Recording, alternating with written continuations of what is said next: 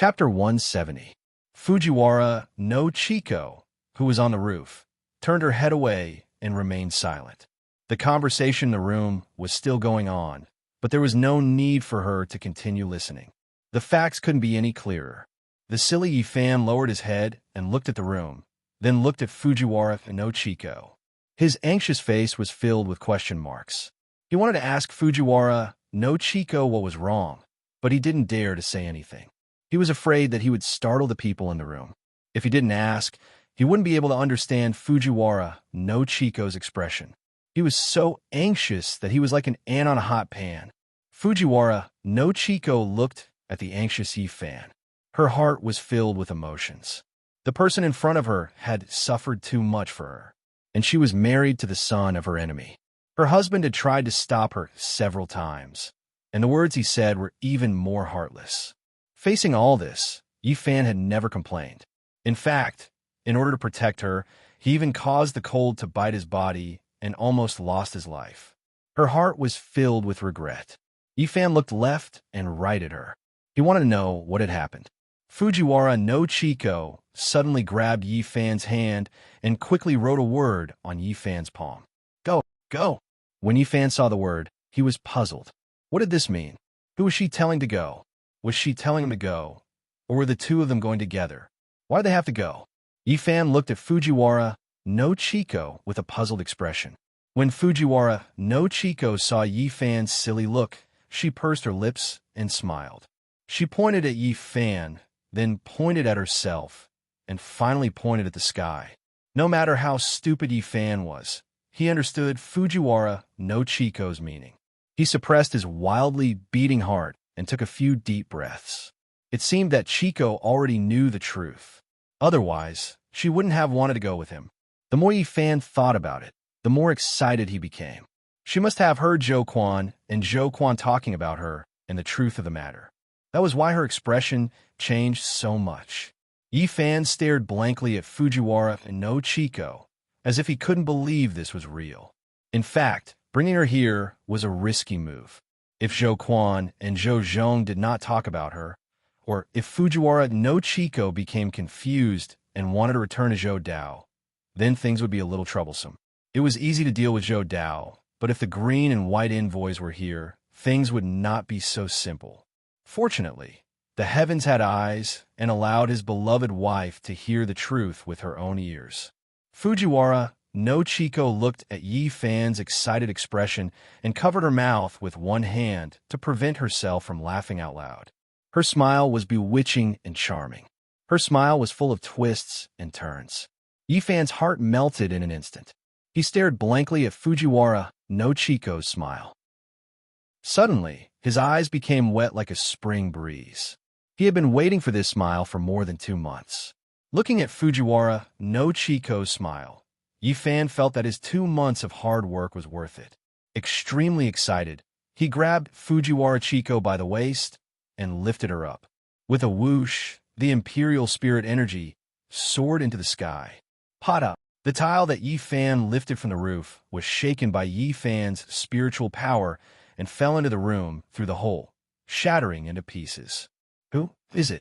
Zhou Dao saw this scene, and his expression immediately changed.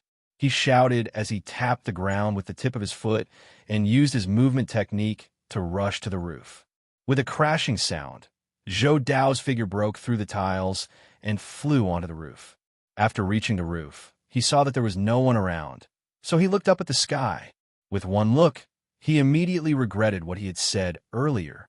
High up in the sky, Yifan was carrying Fujiwara no Chiko as he looked at him with a smile. Especially Fujiwara no Chiko, her gaze was no longer filled with gentleness. Instead, her gaze was cold as ice. Yifan came to a halt and hovered in the air. Ruoli, Zhou Dao shouted. I'm not Ruoli. My name is Fujiwara no Chiko. Fujiwara no Chiko said coldly as she removed a jade bangle from her wrist and threw it to Zhou Dao. I'll return this to you. Pa! The jade bangle spun a few rounds in the sky and landed on the roof below Zhou Dao's feet. Broken jade flew everywhere, sparkling and translucent. Zhou Dao was stunned on the spot and didn't say a word. Tell Matsumoto Takeyoshi that sooner or later, I'll personally kill him. Fujiwara no Chiko said coldly. Tell Zhou Quan that I'm not done with him. Today, I'm in a good mood, so I'll let him off this time. The next time I meet him, I'll make him suffer a fate worse than death. Yi Fan sneered at Zhou Quan. Ruoli, Zhou Dao shouted dejectedly. Let's go. Fujiwara no Chiko turned her head and looked at Yi Fan. I don't want to see him anymore. Yi Fan sneered at Zhou Dao, and with a swoosh, his imperial spirit chi left, and a white glow disappeared into the horizon. Zhou Dao stood dejectedly on the broken roof, looking at the white light in the distance. He had mixed feelings, and his heart felt like it had died above the clouds. Yi Fan carried Fujiwara no Chiko and flew at high speed. He looked down at Fujiwara no Chiko in his arms and found that Fujiwara no Chiko was also sizing him up. What are you looking at? Yi Fan asked Fujiwara no Chiko. Looking at you. Fujiwara no Chiko answered. Yi Fan smiled. What are you looking at me for? What kind of person was I before I lost my memory? Fujiwara no Chiko looked at Yi Fan with her beautiful eyes and asked, What kind of person were you? Why do you ask this? Yi Fan asked back. Because I don't know, so I want to know.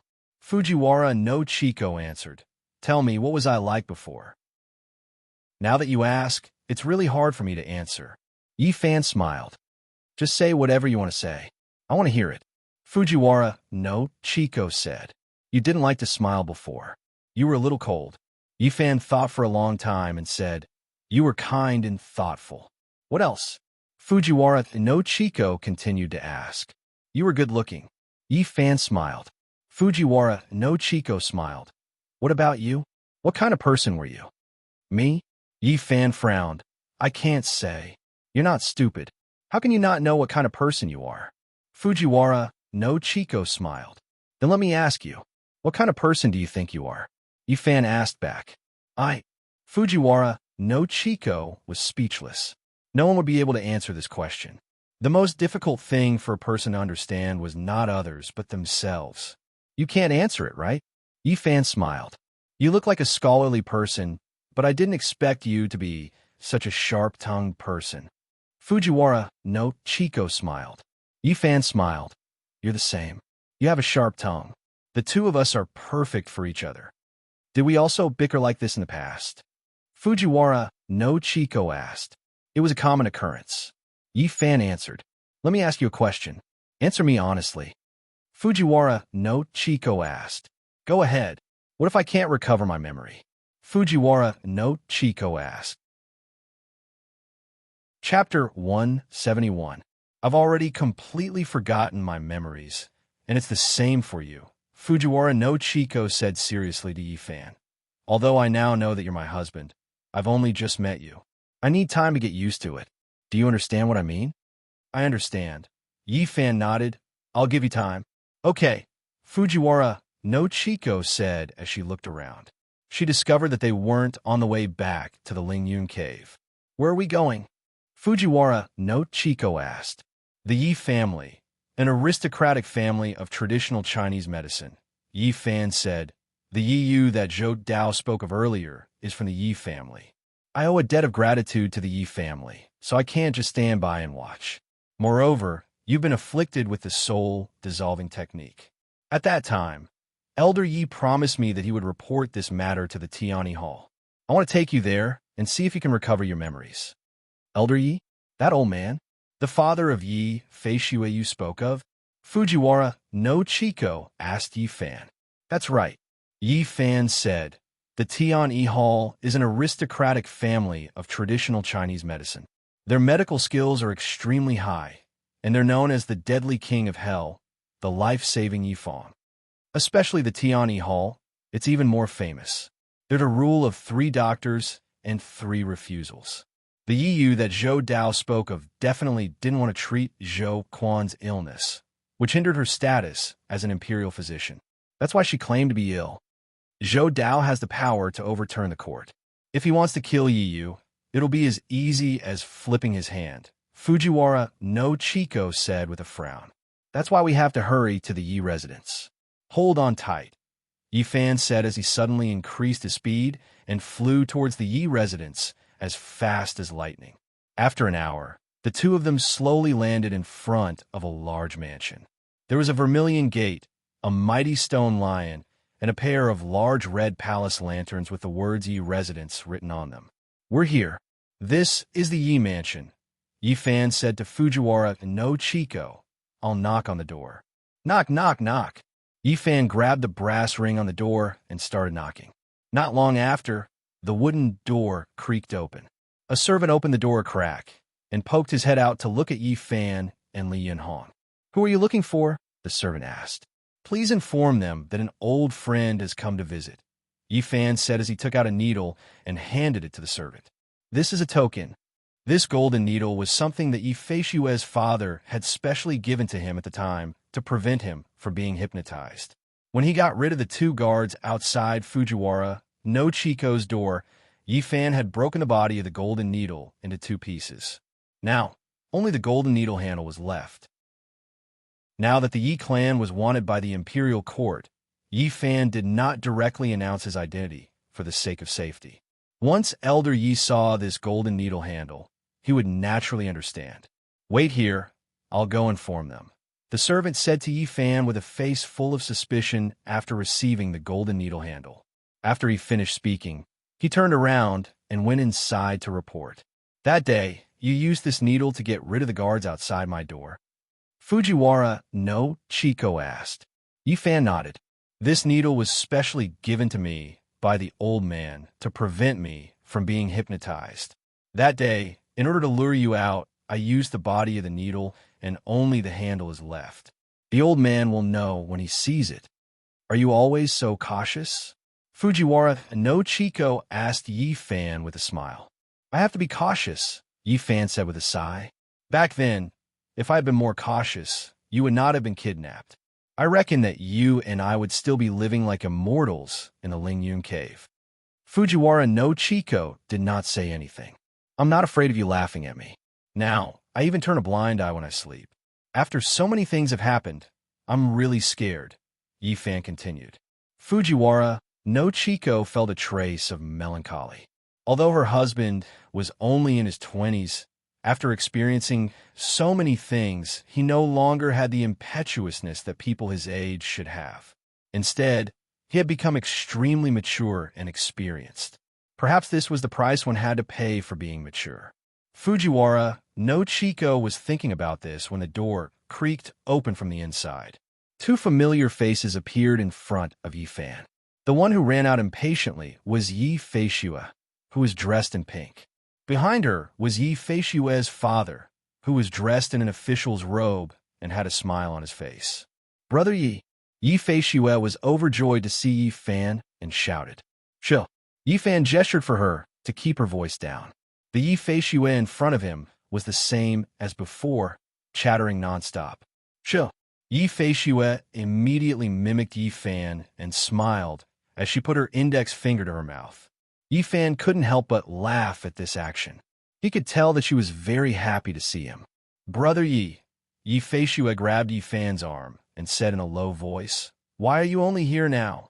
Yi Fan smiled at Yi Feishue. Then he cupped his hands and bowed to Yi Feishue's father. "Senior, I brought my wife here to disturb you again." As Yi Fan spoke, he pulled Fujiwara no Chico over. "Chico, come and greet Senior Yi." The father and daughter were so focused on Yi Fan that they didn't notice that there was someone standing behind him. When they heard Yi Fan say the two words Chico, they were shocked. They didn't expect that Yi Fan had already found his wife. Especially Yi Feishue. She couldn't believe this was true. "Greetings, Senior Yi." Fujiwara no Chico bowed deeply. Get up, get up." Elder Yi immediately helped Fujiwara no Chico up. "Miss, do you still remember this old man?" "Of course I remember." Fujiwara no Chico smiled. "I wonder how Senior Ye's ginseng is selling?" "Huh?" Elder Yi laughed loudly. "I made a fool of myself in front of you. This is Miss Feishue. She was the one who saved me that day. She's my great benefactor." Yi Fan introduced Yi Feishue to Fujiwara no Chico. "Many thanks to Miss Feishue for saving my husband's life." Fujiwara no Chico also bowed to Yi Feishue.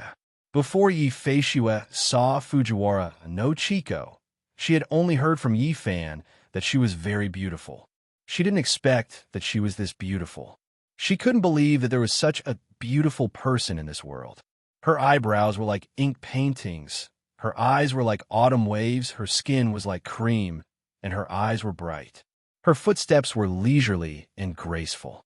Needless to say, her beautiful eyes were beautiful. Her voice was like the sounds of nature. With the contrast of her white clothes, she was simply like a reincarnated dragon girl. Her beauty was unparalleled. At this moment, Yi Feishue let go of Yi Fan's arm. She had hoped that Yi Fan could find his wife as soon as possible. But when Fujiwara no Chico really stood in front of her, a sense of loss rose in her heart. She was probably the only one who knew the reason for this. "Sister Chico, you're too kind." Yi Feishue immediately returned the greeting. She didn't call Fujiwara no Chico her sister-in-law. Instead, she called her sister. Fan Air, Chico's memories. Elder Yi asked Yi Fan. Yi Fan shook his head. Although Chico already knows the truth, she still can't remember her past. "Father," Yi Feishue said, "are you going to greet her here?" "Io, look at me. I'm too busy talking." Elder Yi hurriedly said, "Quick, let's talk inside." He then led the way. Chapter 172. After the four of them entered the house, they took their seats. Yi Feishue sat by the side, making tea. Splash. Ah. While she was absent-mindedly bringing the tea to Fujiwara no Chico, she accidentally spilled the tea in her hand. Swoosh. Fujiwara no Chico quickly pulled Yi Feishue to her side before the teacup fell to the ground. Pa! The teacup shattered, and the steaming hot tea splashed all over the floor. "Are you okay?" Fujiwara no Chico asked when she saw Yi Feishue panic. "Are you scalded?"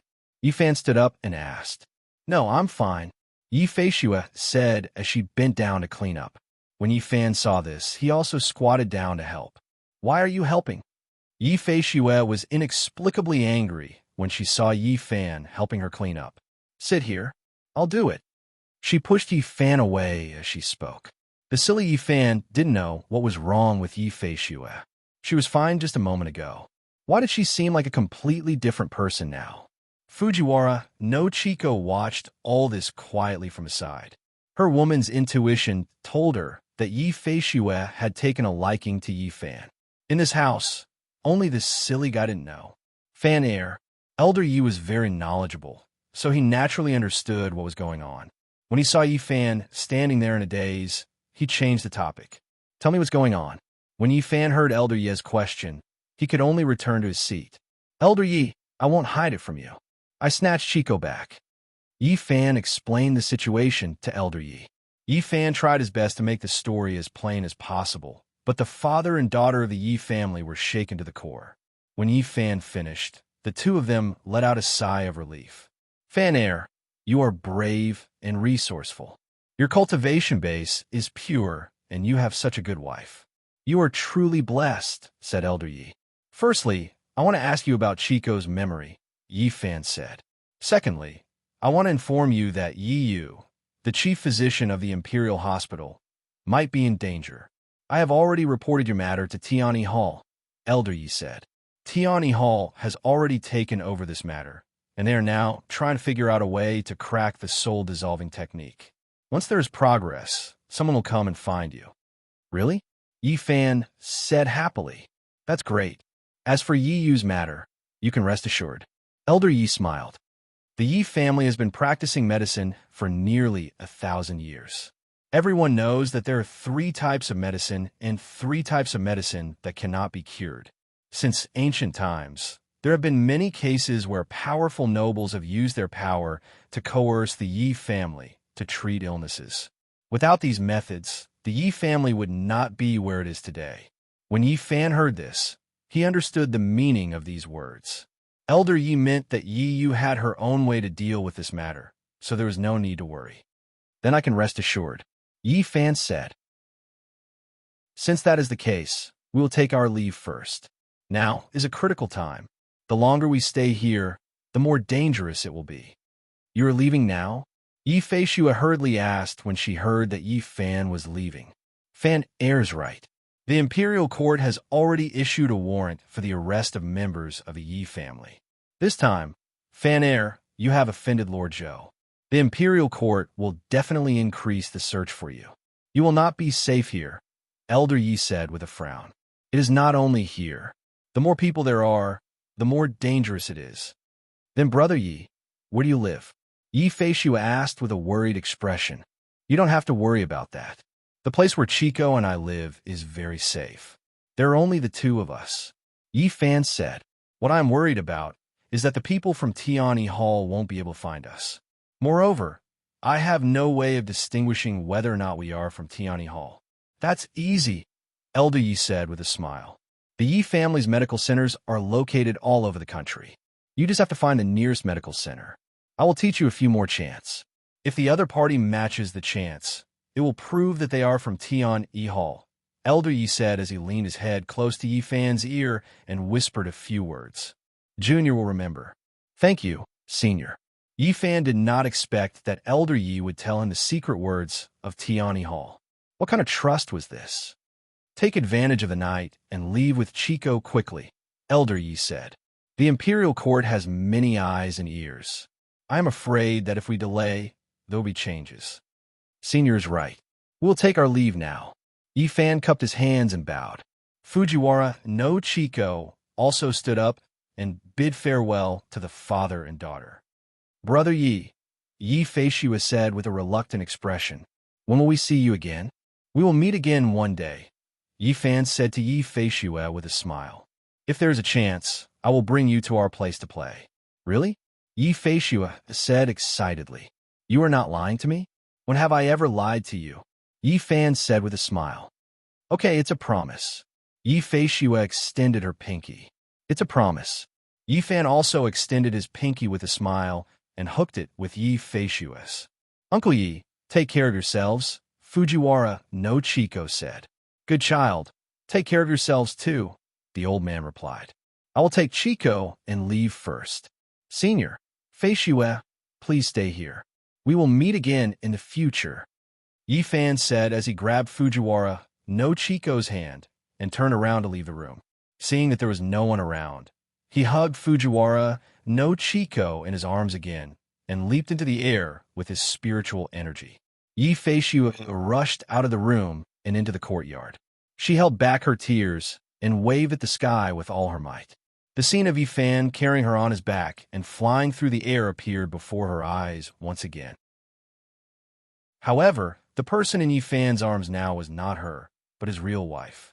It seems that Yi Feishua has taken a liking to you, Fujiwara no Chico said to Yi Fan above the clouds.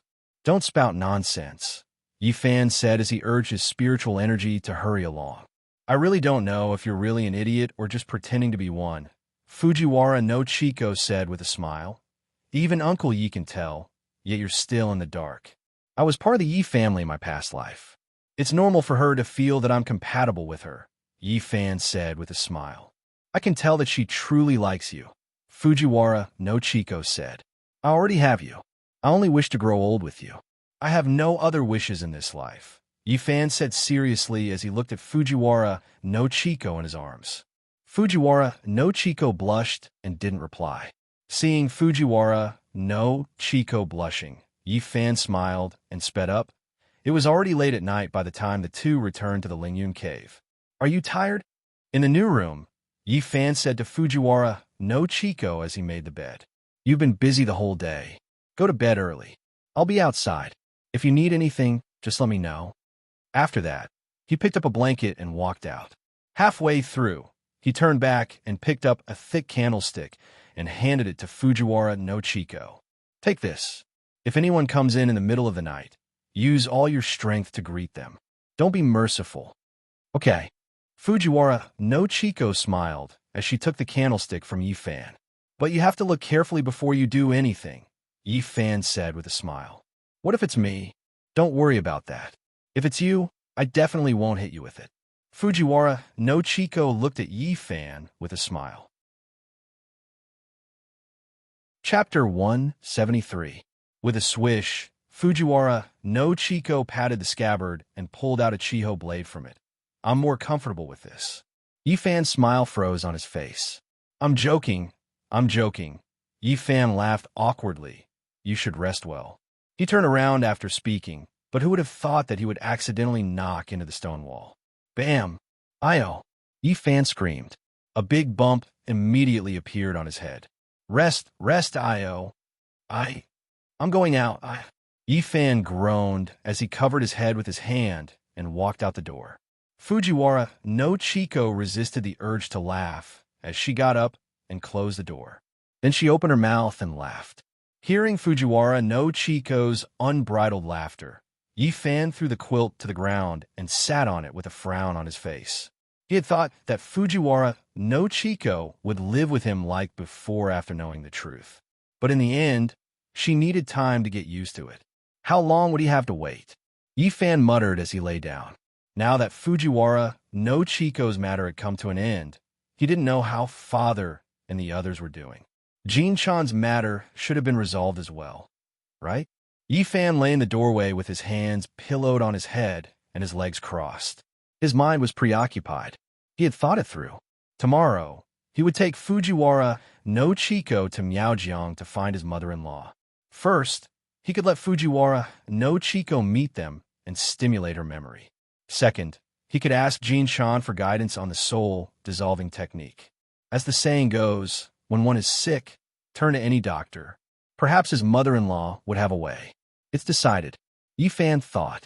He stretched out his hand towards the fruit platter on the stone table not far away. Pa! A big red apple flew into his hand. Kacha! Yifan took a big bite of the apple. He hadn't eaten much for the entire day and had only served the Empress inside. Wait till you regain your memory. See how I'll deal with you. Yifan thought to himself as he took another bite. In a bridal chamber, Fujiwara no Chiko was lying on the bed alone. She tossed and turned, unable to sleep. Too many things had happened that day. It was even more bizarre than the plot of drama. Her father, Kaga Fujiwara, her master, Ito Fumio, the compassionate Reverend Kongwon, the vicious Matsumoto Takeyoshi, the sinister Zhou Quan, the scheming Zhou Dao, and her husband, Yifan, kept flashing through her mind, especially this Yifan who took care of her. Although she had completely lost her memories, she could feel that this man truly loved her. In the Zhou residence, this man would rather put his life on the line than hurt her. Her amnesia was too unfair to this man. Fujiwara no Chiko thought to herself as she got up from the stone bed. She tiptoed barefoot to the stone door, wanting to see if Yifan was asleep. Who would have thought that as soon as she got close to the door, she would hear Yifan snoring? Hew. Yifan's snoring got louder and louder. This guy was actually sleeping at the door. Fujiwara no Chiko's heart skipped a beat as she opened the stone door. Sure enough, Yifan was lying at the door with half an apple in his hand. He was sleeping soundly. He was too tired. Ever since he lost his beloved wife, he hadn't had a good night's sleep. Now that Fujiwara no Chiko knew the truth, he could rest assured and sleep. Fujiwara no Chiko saw this scene, and her heart couldn't bear it. She turned back to the room and took out a blanket. She gently covered Yifan's body. Chiko. Yifan smacked his lips as he turned over while talking in his sleep. You really are my wife. I didn't lie to you. I didn't lie to you. I didn't lie to you. Yifan's voice became softer and softer as he once again fell into a deep sleep. Fujiwara no Chiko quietly looked at Yifan, who was sleeping soundly. She gently tucked him in and then sat down next to Yifan. There were many rooms in this cave, but this man was sleeping at her door. There was no need to ask. It was definitely for her safety. She wondered what kind of situation she had with this man in front of her in the past. Fujiwara no Chiko thought to herself. Although Yifan had already told her about the past, it was still an oral account. As for what kind of scene it was impossible to know. Looking at the half apple in Yifan's hand, Fujiwara no Chiko felt a bit of heartache.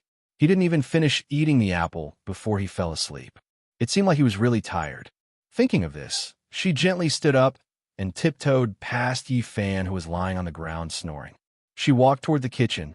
The sky had just brightened. In the kitchen, Fujiwara no Chiko had already meticulously prepared 4 dishes. There was fried eggplant, stir-fried vegetables, salted duck, and fish head tofu soup. Fujiwara no Chiko lowered her head and sniffed the 4 dishes.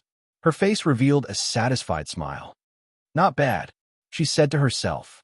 Chiko, Chiko. Yifan's shout came from afar. Then, Yifan's figure appeared at the kitchen door. He slept like a log. When he woke up, he was shocked to find that the door behind him was wide open and the bed was empty. He was shocked. He got up and looked around for Fujiwara no Chiko. While looking, he shouted Fujiwara no Chiko's name. You're awake? Come, try my cooking. Before Fujiwara no Chiko could finish her words, Yifan had already rushed over and hugged her. Hey you. Fujiwara no Chiko was almost out of breath from Yifan's hug. Let go of me first.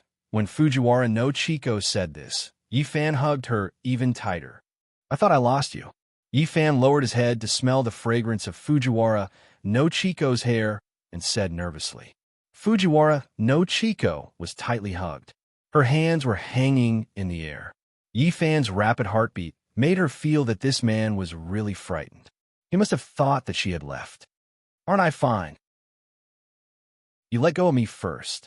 Fujiwara no Chiko said with a red face. Let me hug you for a while. Yifan was like a child, just for a while. Fujiwara no Chiko was speechless. Yifan's request was not excessive. She was his wife.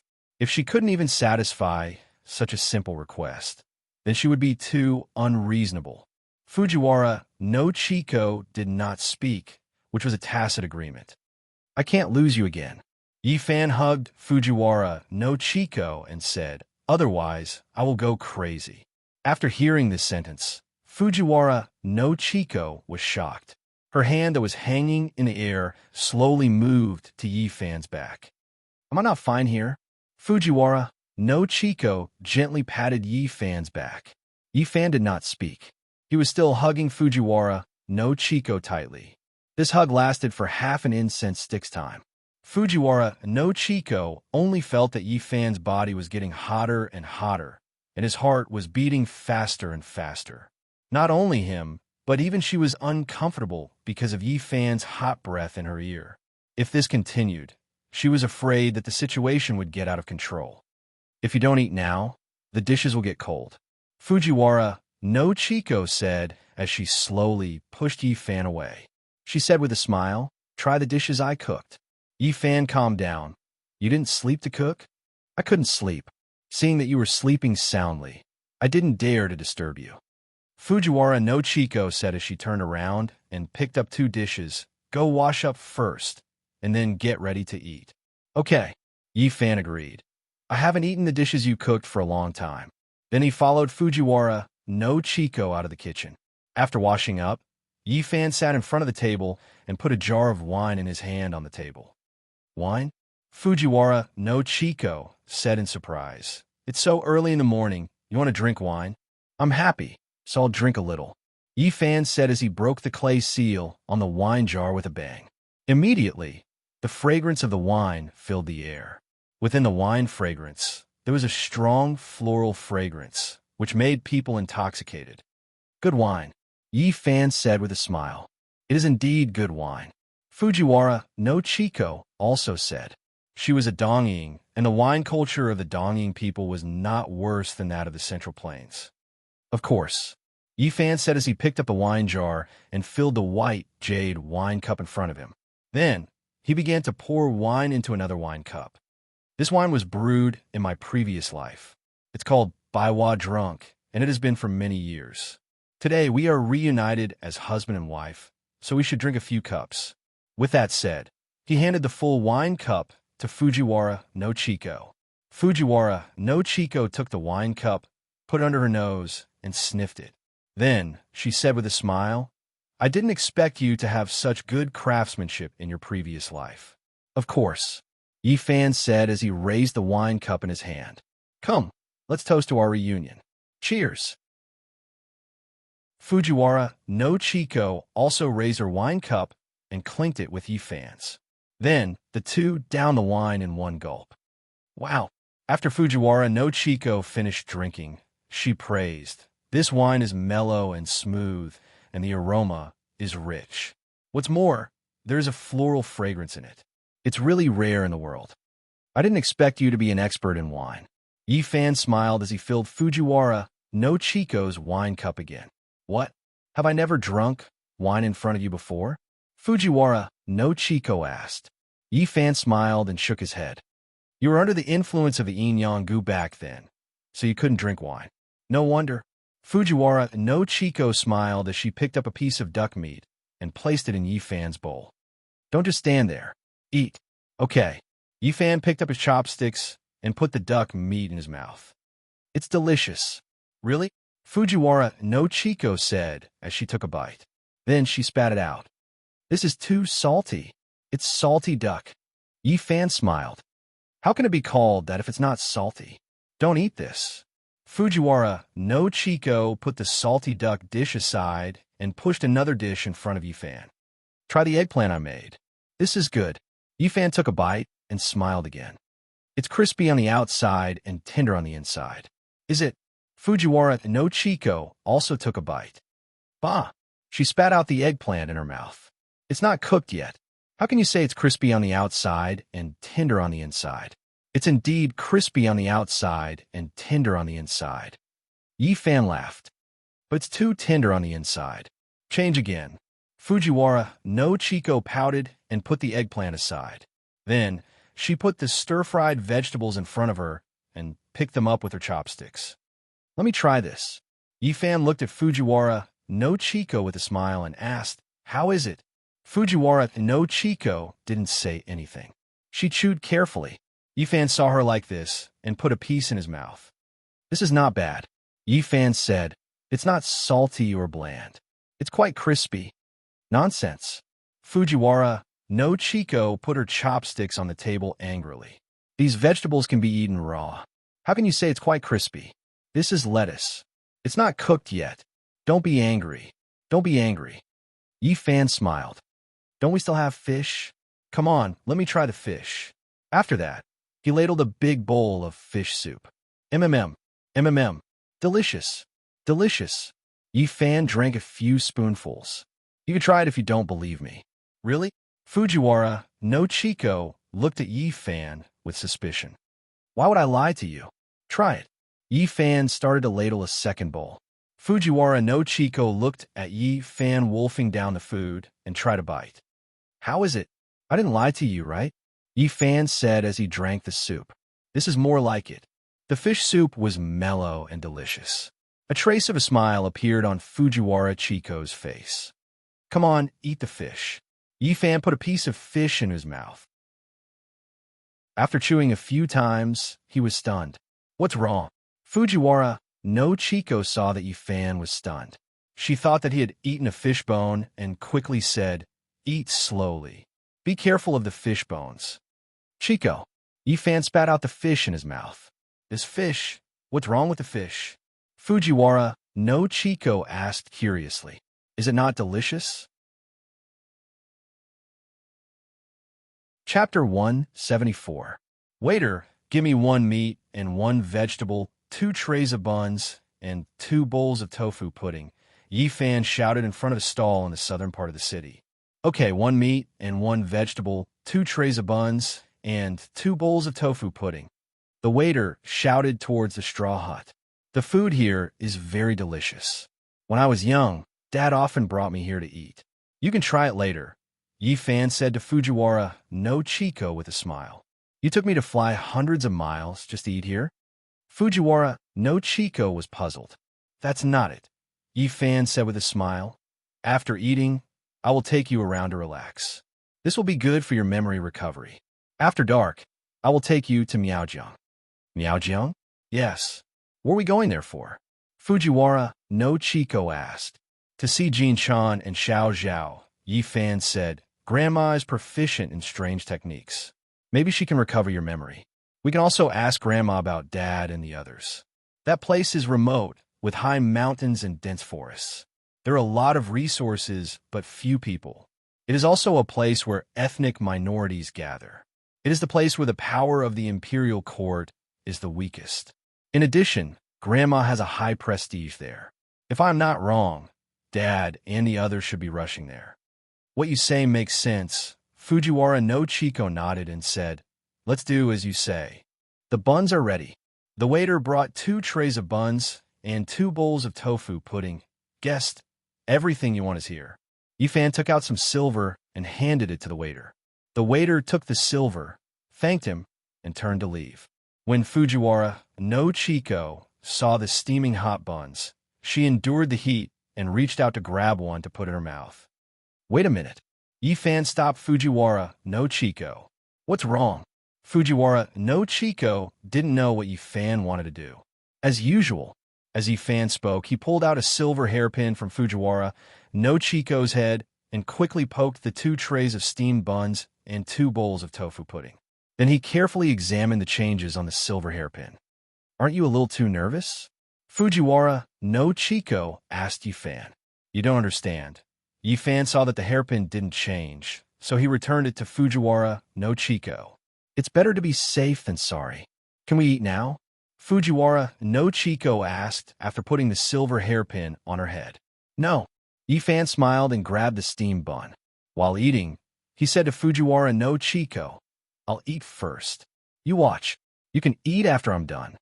You're too overbearing, Fujiwara no Chico said with her beautiful eyes. Why are you eating while I watch? Isn't this thing not poisonous? That still won't do.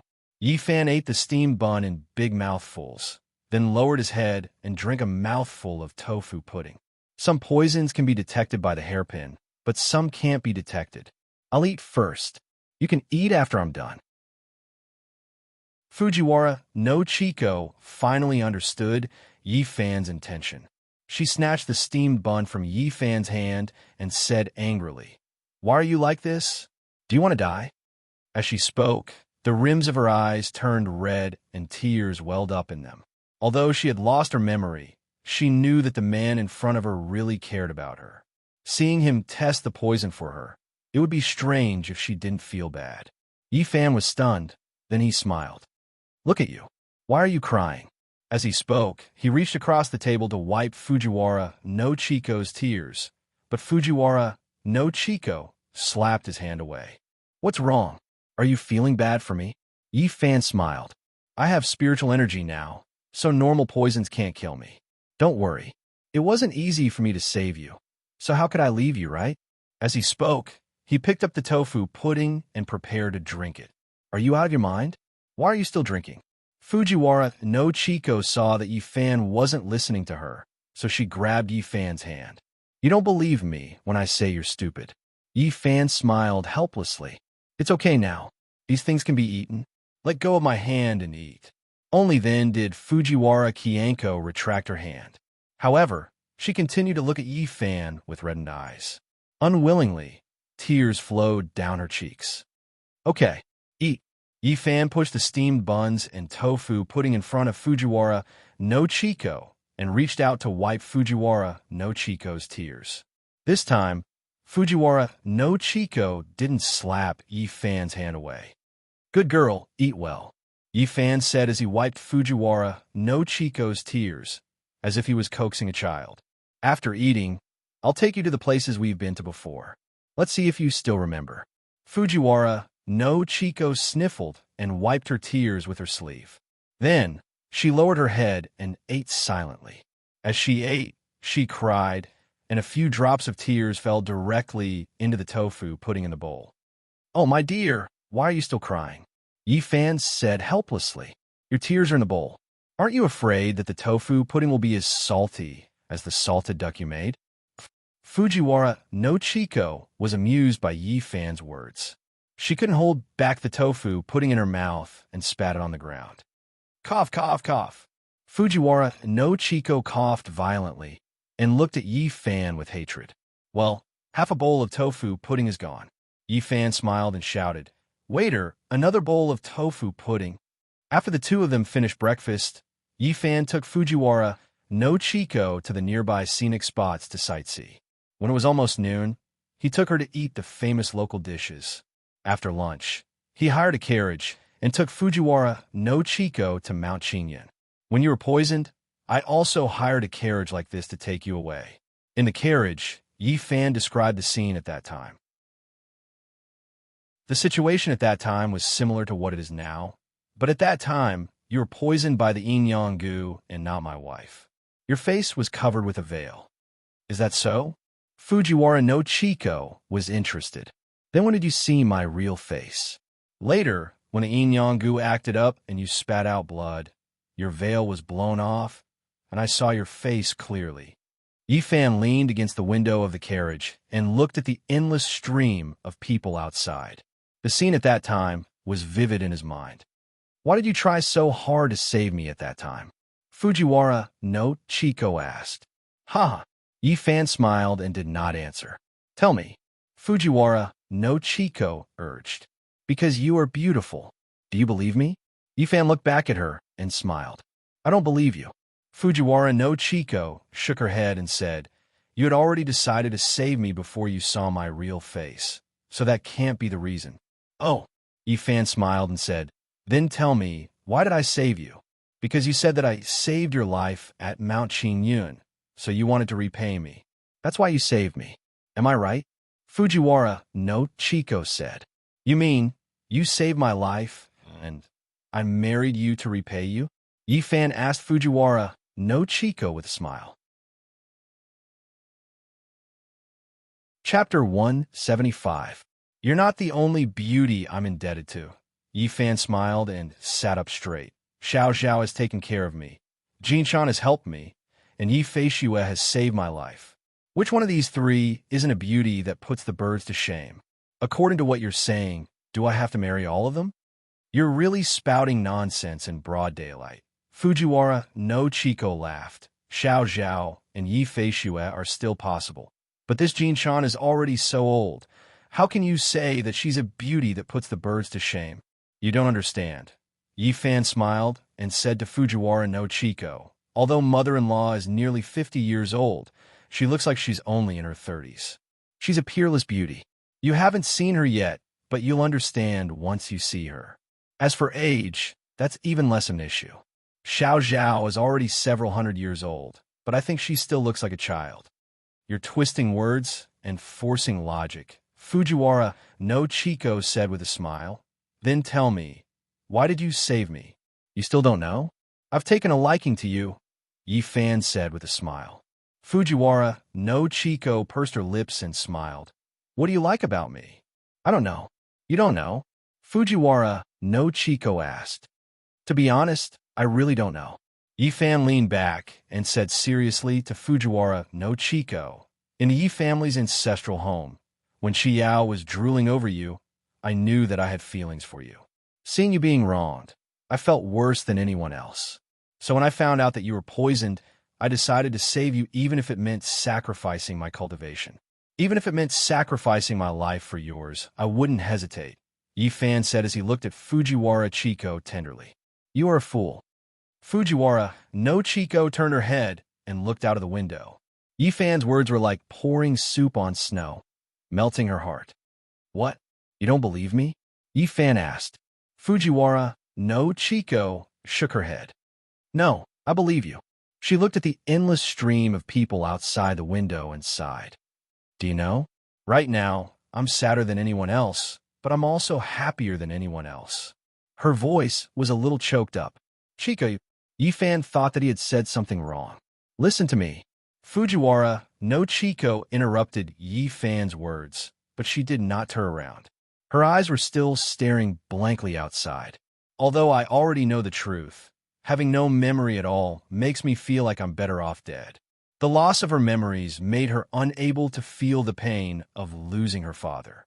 The reason was simple. She couldn't even remember what her father looked like. Where did the hatred of avenging her father come from? This kind of feeling would be unbearable for anyone. Yi Fan quietly listened. He understood Fujiwara no Chiko's pain. Just think about it. If he lost all his memories, he would probably go crazy. Fujiwara no Chiko was able to do what she did today, which was already not simple. This was probably related to her miserable life. Losing her parents at a young age made her enter the adult world early. The intrigue in the palace also made her have a firm and unyielding character. But even so, Fujiwara no Chiko sniffed and wiped her tears with her hand. You are still by my side, caring for me and never leaving me. I know this is very unfair to you, but how could I not want to recover my memories and return to the days before? After she said this, she finally couldn't hold back her tears, and they flowed down. Don't worry, I will find a way to recover your memories. Yifan reached out to wipe Fujiwara no Chiko's tears. Fujiwara no Chiko's body softened, and she fell into Yifan's arms. Gongzi, Furin, we've arrived at Qingyun Mountain. Coachman's voice came, and the carriage stopped. I know, Yifan said, and then muttered, we stopped at such a bad time. His beloved wife had just fallen into his arms, and he was about to kiss her, but they had arrived at Qingyun Mountain. Was the heavens playing tricks on him? Seeing Yifan's flustered and exasperated appearance, Fujiwara no Chiko smiled through her tears. She got up from Yifan's arms and quickly kissed Yifan's face. Then she opened the curtain and jumped down. Yifan's mood instantly improved. He stood there in a daze, smiling foolishly and not moving for a long time. Hey, why haven't you gotten off the carriage yet? Fujiwara no Chiko's voice came from outside the carriage, waiting for the carriage to go up the mountain. Coming, Yifan replied and began to get off the carriage. He began to mutter in his heart. A woman's heart is like a needle at the bottom of the sea. Just a moment ago, she was crying endlessly, but now she acted as if nothing had happened. She changed her face as quickly as a Sichuan opera actor. After sending off Coachman, Yifan pulled Fujiwara no Chiko's hand and went up the mountain. The two people were half a foot above the ground and floated up. In less than the time it took to burn a stick of incense, they arrived at the cave where Fujiwara no Chiko had saved Yifan that day. Although it was already past winter, the outside of the cave was still covered in pure white snow. This is the cave, Yifan said. Let's go in and take a look. After saying that, he pulled Fujiwara no Chiko into the cave. Inside the cave, everything was still the same as when the two of them had left. There was a pit surrounded by stones at the entrance of the cave, and there were traces of a fire inside. This fire was left behind when I was guarding the entrance of the cave. Yifan said, there's another one inside. It was left behind when you saved me. Yifan said as he pulled Fujiwara no Chiko into the cave. Sure enough, in the innermost part of the cave, there was an even bigger fire with ashes. Next to it was a large pile of dry wood, which was left over from the last time they had used it. How is it? Do you remember anything? Yifan asked Fujiwara no Chiko. Fujiwara no Chiko shook her head. This cave is really fated with us. Including today, this is the third time we have come here. Yifan said as he pulled Fujiwara no Chiko to sit on the dry grass. Then he picked up the dry wood and put it on the ashes and lit it with a lighter in his arms. Why are you lighting the fire? Fujiwara no Chiko asked. It's cold and wet here. I'm afraid you'll catch a cold. Yifan said as he carefully added firewood to the small fire. Let's stay here tonight. When it's almost dawn, I'll take you to Miaojiang. Stay here overnight? Fujiwara no Chiko asked. Yes, Yifan said with a smile. I'll take you to relive the scene at that time. The raging fire burned, and the cave suddenly became bright and warm. Yifan clapped his hands and sat down next to Fujiwara no Chiko. How is it? Is it warmer? Yifan asked Fujiwara no Chiko. Fujiwara no Chiko nodded. It's really fate. Yifan looked at everything in the cave and said with emotion, the first time you saved me, it was in this cave. The second time I saved you, it was also in this cave. The third time, in order to restore your memory, we were still in this cave. This cave seems to have been specially built for the two of us. It's really a coincidence. Fujiwara no Chiko looked at everything in the cave, nodded and said, as you said, this cave is really fated with us. Chapter 176. I hope so. Fujiwara no Chiko sighed. I remember the first time I woke up here. You were roasting a hare by the fire. Yifan smiled as he recalled the scene. Later, I ate the entire roasted hare by myself. That smell was simply too fragrant. Even if you gave me the imperial cuisine in the palace, I wouldn't trade for it. Yi Fan swallowed his saliva as he spoke. Me? Roasted hare? Fujiwara no Chico had a face of disbelief. Don't make fun of me. I can't even cook well. How can I roast hare? Why would I lie to you? Yi Fan looked at Fujiwara no Chico with a yearning expression. How about this? Since we don't have anything to do right now, why don't I go out and hunt a few hares? What do you think? I think it's better if you don't. Fujiwara no Chico shook her head. I'm afraid they'll be overcooked. How could I? I'll go now. Wait for me here. Yi Fan stood up. Be careful. Fujiwara no Chico warned Yi Fan. Don't worry, Yi Fan said as he walked out of the cave. To prevent any accidents, Yi Fan mobilized his spirit energy and set up a 3 feet thick wall of qi at the entrance of the cave. Then, he moved a huge rock not far from the cave to block the entrance of the cave. After doing all this, Yi Fan felt at ease to hunt hares. From the time Yi Fan walked out of the cave to the time Yi Fan had 2 hares in his hands, it took less than the time it took to drink a cup of tea. He moved the huge rock, dispersed the qi wall, and returned to the cave. Chico, I'm back, Yi Fan said as he entered the cave. So fast. Fujiwara no Chico, who was adding wood to the fire, turned around and smiled at Yi Fan. I'll clean it up. You make the fire bigger. Yi Fan smiled as he began to clean up the hairs in his hands. All right. Fujiwara no Chico began to stir the fire so that it would turn red as soon as possible so that it could be used to roast the hare. When Yi Fan finished cleaning up the 2 hares, Fujiwara no Chico's bonfire was also ready. Yi Fan passed 2 branches through 2 hares and handed them to Fujiwara no Chico. You do it. Think carefully. Don't blame me if you burn it. Fujiwara no Chico smiled as she took the rabbit and began to roast it over the charcoal fire. Aya! Yi Fan lay down on the thick haystack behind him with his hands behind his head. He looked at the ceiling of the cave and said, This kind of life is pretty good.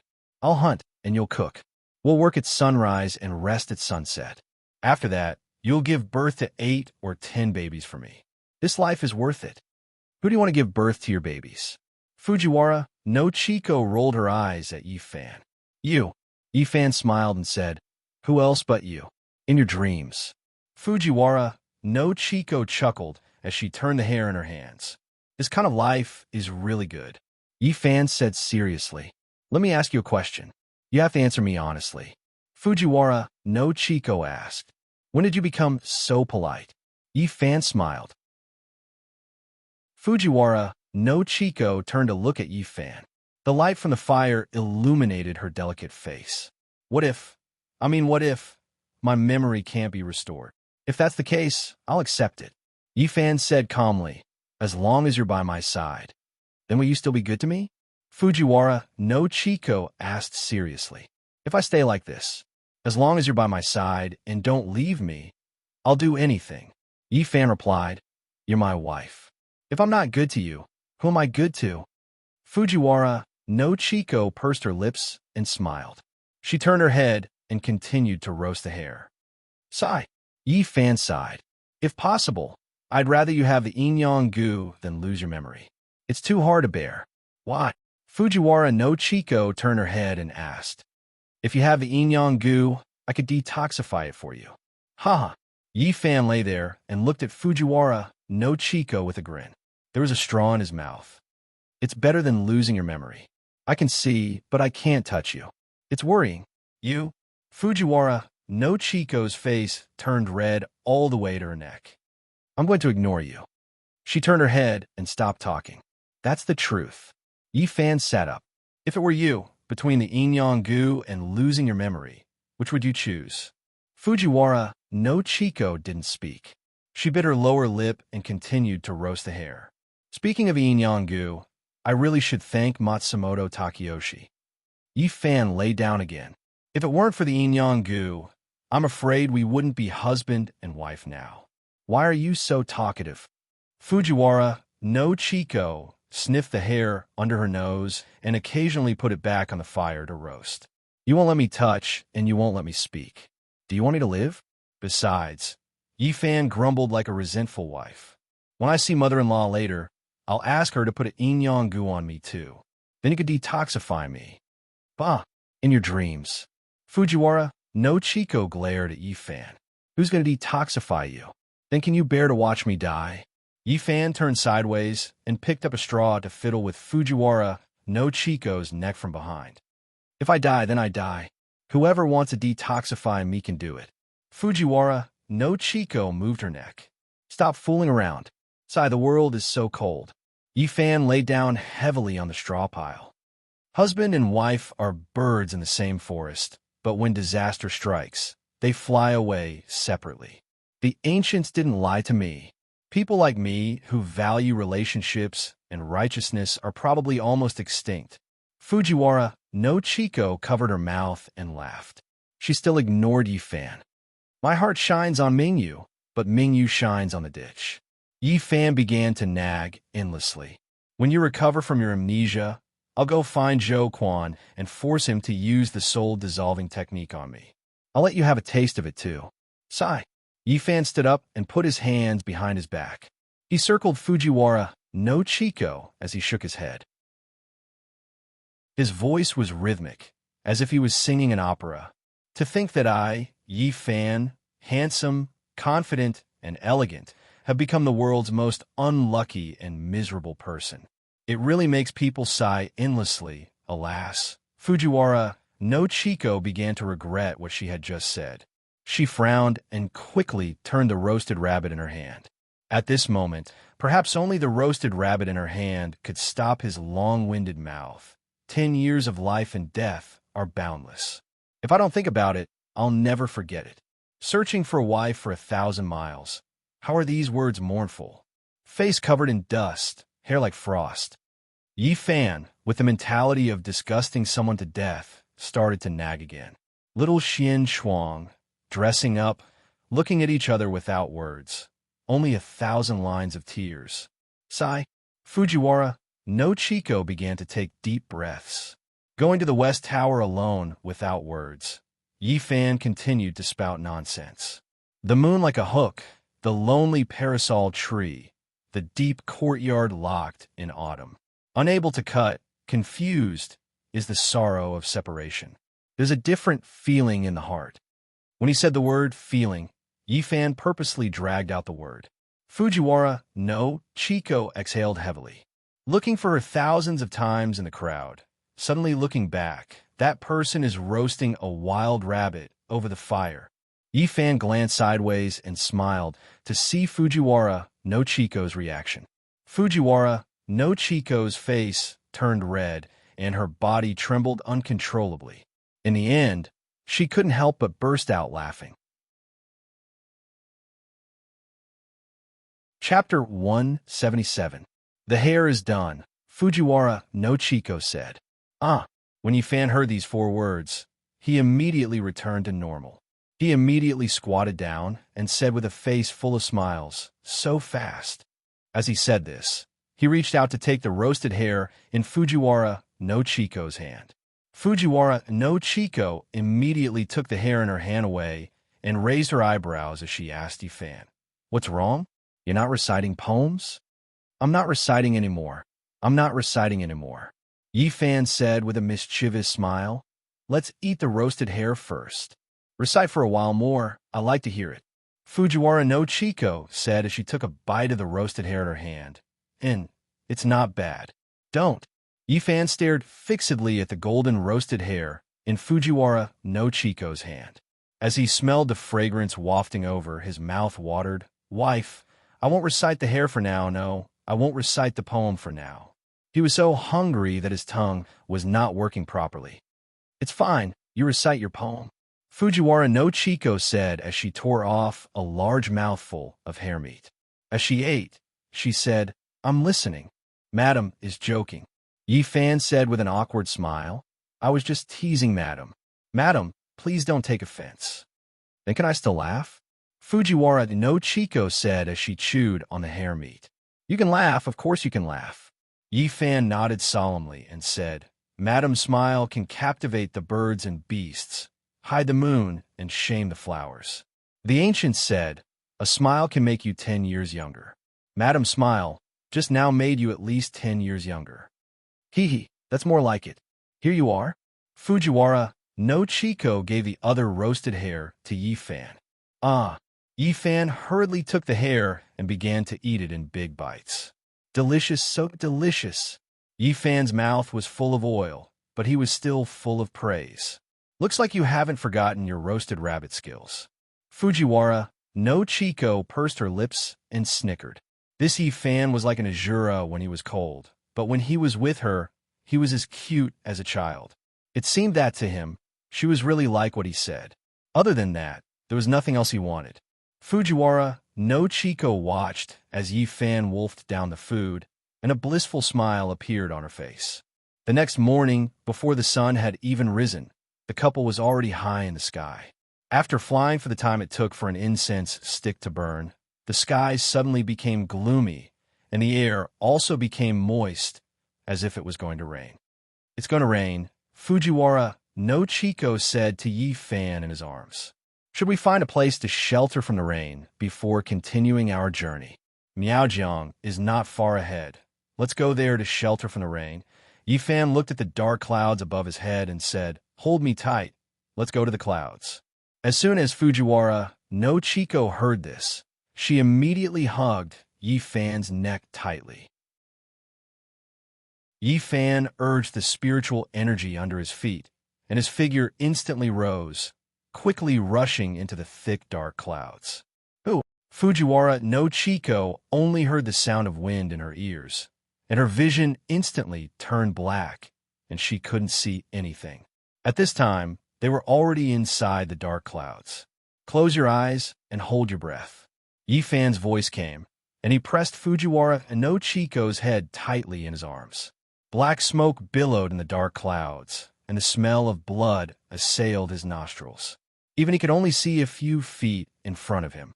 He saw that the clouds were much thicker than he imagined, and at the same time, he was worried about Fujiwara no Chiko's breathing. So he pushed his body to the extreme, instantly rushed out of the heavy encirclement, and arrived above the clouds. Yi Fan exhaled a long breath. Fujiwara no Chiko also took deep breaths. Are you okay? Yi Fan asked with a smile. I'm fine, Fujiwara no Chiko said to Yi Fan while taking deep breaths. You're really too risky. These are dark clouds, not white clouds. What if we encounter thunder and lightning? Thunder and lightning? Hearing Fujiwara no Chiko's words, Yi Fan began to feel afraid. Fujiwara no Chiko was right. Thunder and lightning often shuttled in the dark clouds. How could he even forget this? Kacha! Just when Yi Fan was in a daze, a bolt of lightning instantly cut through the clouds under their feet. Boom! A sudden clap of thunder sounded. As the saying goes, the sound of thunder can't be heard. The two of them were shocked by the sudden clap of thunder, their ears buzzing. Fujiwara no Chiko was so frightened that she immediately plunged into Yi Fan's arms, her hands tightly wrapped around Yi Fan's neck. While Yi Fan's ears were ringing, his heart was thumping, and his face was pale. Even the spiritual energy in his dantian was shaken to the point of surging. As expected of the wrath of thunder, the mighty power of heaven, Yi Fan thought to himself. As he continued to increase his height, leaving the clouds, he lowered his head to look at Fujiwara no Chiko in his arms. Although Fujiwara no Chiko was a cultivator, she was still so scared that her whole body was trembling, and her face was pale. Chiko! Chiko! Yi Fan shouted, but he realized that he couldn't even hear his own voice. The clap of thunder just now had caused his ears to temporarily lose their hearing. His cultivation was already like this, let alone Fujiwara no Chiko in his arms. She couldn't hear anything either. Helpless, Yi Fan first used his will to calm the spiritual energy in his dantian, then used a trace of spiritual energy to open up his ears. At the same time, he separated another trace of spiritual energy and slowly poured it into the trembling Fujiwara no Chiko through his palm. Chiko! Chiko! Yi Fan shouted. Yi Fan's spiritual energy worked, and Fujiwara no Chiko's complexion improved a little. Her buzzing ears also heard Yi Fan's words. She raised her head from Yi Fan's arms. Her eyes were flustered, and it was obvious that she was frightened. One had to know that the clap of thunder was just below their feet, at most less than 3 feet away. It would be strange if she wasn't frightened. Don't be afraid. It's all right. It's all right. Yi Fan comforted Fujiwara no Chiko. Fujiwara no Chiko took a few deep breaths and gradually recovered. That was close, Fujiwara no Chiko said as she looked below. At this time, in the clouds below, purple lightning flashed, thunder roared, and water vapor surged. It seemed that it was raining heavily. The next time you take such a risk, I think you don't need to find a way to restore my memory. Fujiwara no Chiko looked at Yi Fan and said, "We'll see each other in our next lives." "You're right. Next time you can't be so reckless," Yi Fan said, and urged his movement to continue rushing. Thunder rumbled under their feet. Yi Fan had already learned his lesson, so his figure rose to a height of 300 feet above the clouds and flew at high speed. After the time it takes to burn a stick of incense, the two had flown hundreds of miles, and the dark clouds under their feet had disappeared. Yi Fan used his vision to look downwards. He saw ancient trees that towered into the sky and covered the sun. The scenery was picturesque, and the mountains were stacked upon one another. They had entered the boundary of Miaojiang. "Chiko, we're here," Yi Fan said. "This is Miaojiang?" Fujiwara no Chiko asked while looking down. "Hold on tight. We should go down. Presumably Jinshan is already waiting for us below," Yi Fan said as he began to descend. "How did she know that we would come?" Fujiwara no Chiko asked with a puzzled look. Chapter 178. I heard you tell me that although Jinshan is over 50 years old, she is a stunning beauty. But why is she called Granny? Fujiwara no Chiko asked. Hee, Yi Fan laughed. That's because Granny often pretends to be an old woman to save people in Miaojiang. That's why she's called Granny. Fujiwara no Chiko suddenly realized. It seems that Granny's cultivation is really not shallow. She has the art of eternal youth. That goes without saying. Yi Fan looked down at Fujiwara no Chiko and laughed. Not to mention Granny. Even you have already learned this art of eternal youth. It's just that you have lost all your memory and don't remember it. I know it too. Fujiwara no Chiko was shocked. Granny taught it to me. Yi Fan smiled and nodded. I even joked with you that day that we will be a pair of old demons living in a cave in the future. Uffed. Fujiwara no Chiko couldn't help laughing. Old demons? Only you can say that. Yi Fan smiled, slowed down, and slowly landed in the forest. After he put Fujiwara no Chiko on the ground, he began to look around and listen. After a long time, he showed a childlike smile. What's wrong? What are you laughing at? Fujiwara no Chiko asked Yi Fan. Granny is here.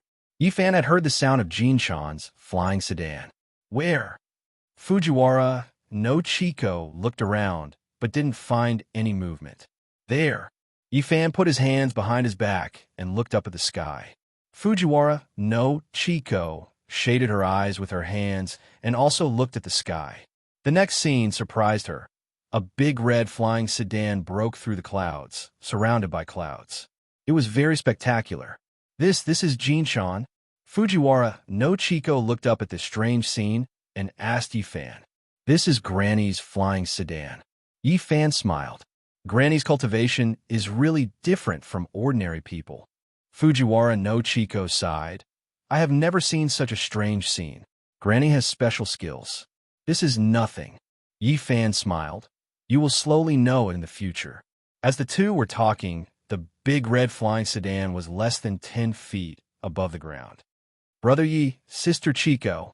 Before the red sedan chair landed on the ground, Xiao Zhao was already so excited that she lifted the curtain of the sedan chair and waved at the two of them. Ever since she became Golden Silkworm's disciple, there was not a day that Xiao Zhao did not miss Yi Fan. Just now, when her master was teaching her medical skills in Pear Blossom Palace, she suddenly saw the corner of her master's mouth curl up into a bright smile. After asking, she found out that Yi Fan and Fujiwara no Chiko had arrived in Miaojiang. After hearing this news, Xiao Zhao was very happy. On the way here, she kept urging Jin Shan to hurry up. And Jin Shan was very worried about Yi Fan after listening to Yi and talk about what happened to the Yi clan. So she directly drove the flying sedan into the clouds and rushed over as fast as lightning.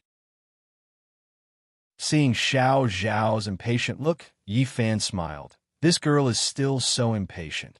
She is Baihu Xiao Zhao. Fujiwara no Chico, asked Yi Fan. That's right, Yi Fan said. She's indeed a stunning beauty. Fujiwara no Chico looked at Yi Fan. You are really lucky to have such a beautiful sister. What? Jealous? Yi Fan asked Fujiwara no Chico with a smile. Why would I be jealous? Fujiwara no Chico rolled her eyes at Yi Fan. Yi Fan smiled. Fujiwara no Chico said that she was not jealous, but he could already smell the strong smell of jealousy. But then again, he enjoyed Fujiwara no Chico's jealousy. This proved that he was in her heart. Yi Fan liked this feeling. Brother Yi, Sister Chico. As soon as the flying sedan landed, Xiao Zhao rushed out of the sedan and rushed in front of the two people. You already have a master. Why are you still so crazy? Yi Fan said with a smile. It's none of your business. Xiao Zhao stuck out her tongue at Yi Fan and made a face. Then, she took Fujiwara no Chico's arm and happily said, Sister, why are you here? Fujiwara no Chico's face was a little unnatural. She had lost all her memories and did not remember Xiao Zhao at all. This, Fujiwara no Chico looked at Yi Fan and did not know how to answer. Xiao Zhao, Chico is sick. Yi Fan said to Fujiwara no Chico. Chico, this is the Xiao Zhao I mentioned to you. Sister Xiao Zhao. Fujiwara no Chico nodded to Xiao Zhao. What's going on? Xiao Zhao was shocked after hearing this. She grabbed Fujiwara no Chico's hand and began to feel her pulse. That's not right. Xiao Zhao felt the pulse with a puzzled look on her face. Sister's body is very good. She's not sick. It's a long story, Yi Fan said to Xiao Zhao. I'll tell you later. On the other side, Jin Shan put away the flying sedan and slowly walked over. Fujiwara no Chico now understood why Yi Fan said that Jin Shan was a peerless beauty. She was wearing a pear-colored brocade robe and apricot-colored silver silk shoes. Her eyebrows were like emerald feathers, her skin was like cream, her face was like a peach blossom, and her eyes were like autumn waves. She was as beautiful as a spring flower, wearing a beautiful dress. She was really a fairy who had descended to the mortal world. Her beauty was unparalleled. To be honest, Fujiwara no Chico had never seen anyone as beautiful as Xiao Zhao and Jin Shan before coming here. Fan Air, you're here. Jin Shan smiled and came in front of the two. Hello, mother-in-law. Yi Fan immediately bowed when he saw Jin Shan. All right. There's no need to be so polite. Jin Shan smiled. Chico, come and greet mother-in-law. Yi Fan said to Fujiwara no Chico. Fujiwara no Chico straightened her clothes and then bowed deeply to Jin Shan. Greetings, mother-in-law. Thank you for saving my life. Jin Shan was stunned when she heard Fujiwara no Chico's words. It had been many days since she saved her life. Why was she mentioning it again today? Jin Shan looked at Yi Fan with a puzzled expression. Master, Brother Yi said that Sister Chico is sick. Xiao Zhao said, but I've checked her pulse. Everything is normal. Fan Air. Jin Shan heard Xiao Zhao's words and looked at Yi Fan again. What's wrong with Chico? Yi Fan took a deep breath and then exhaled heavily. Chico has lost her memory. Lost her memory? Xiao Zhao exclaimed and looked at Fujiwara no Chico. Fujiwara no Chico lowered her head and did not say a word. It was a tacit admission. Jin Shan frowned slightly and waited for Yi Fan to continue. Chico's memory was erased by someone using the soul-dissolving technique. Yi Fan continued.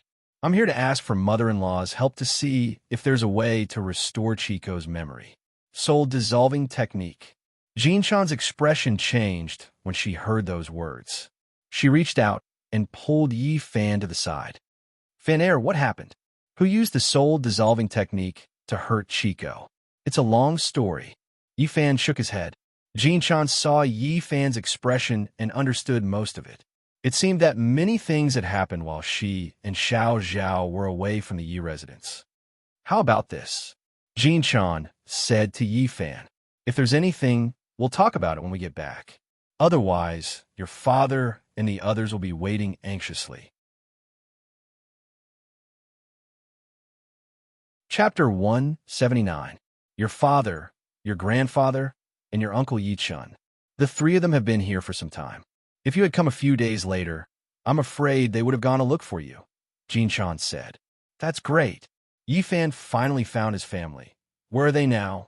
They are with me now. You and Chico should also go over. Jin Chan said to Xiao Zhao. Xiao Zhao, you take Chico and take my flying sedan back to Pear Blossom Palace first. Fan Air and I will be there soon.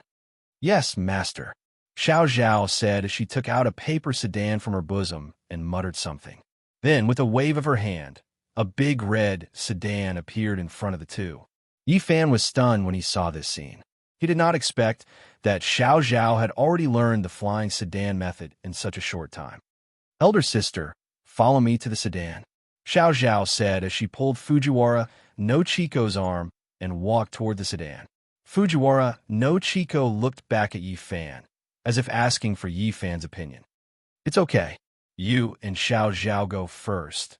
Yi Fan said to her, my mother-in-law and I will not be slower than you. He understood that the reason why Jin Chan let the two of them go first was because she had something to say to him alone. Fujiwara no Chico nodded and followed Xiao Zhao into the red sedan. The red sedan slowly rose about 10 feet and then accelerated into the sky. Fan Air, sit in my sedan. I have something to ask you, Jin Chan said as she took out her red sedan and got in with Yi Fan. Whoosh! Jin Chan's red sedan did not take off slowly like Xiao Zhao's red sedan. Instead, it rose from the ground in an instant and soared into the sky. Fan Air, let me ask you. In the red sedan, Jin Chan asked Yi Fan with a grave expression. Who used the soul-dissolving technique to injure Chico? Granny, you know this person, Yi Fan replied. He's Zhou Quan. Zhou Quan? Jin Chan frowned. The housekeeper of the Yi family? That's him, Yi Fan said. How do you know that Chico was hit by the soul-dissolving technique? Jin Chan asked. I met the Yi family by chance. It was the Yi family who told me. Yi Fan answered honestly. So that's how it is. Jin Chan nodded. Then Chico is now. Chico already knows the truth. It's just that she can't remember anything from the past, Yi Fan said. That's not easy, Jin Chan said as she shook her head. Granny, are you saying that Chico really can't recover her memory? Yi Fan asked anxiously. Since the Yi family already told you that she was hit by the soul-dissolving technique, didn't they also tell you that there's no cure for the soul-dissolving technique? Jin Chan asked. They did, Yi Fan said. However, the Yi family has already reported this to Tiani Hall. Tiani Hall has already started working on this matter. I think that if there's really no cure, Tiani Hall should have told me directly that there's no cure. Tiani Hall? Jin Chan was a little surprised to hear Yi Fan's words. Tiani Hall agreed to help you. I saved the Yi family's life before. Furthermore, we're quite famous outside, so I understand. Jin Chan nodded. Your analysis is not without reason.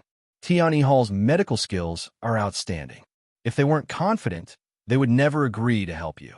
However, as far as I know, the soul-dissolving technique was created by a genius, Zhang Fu.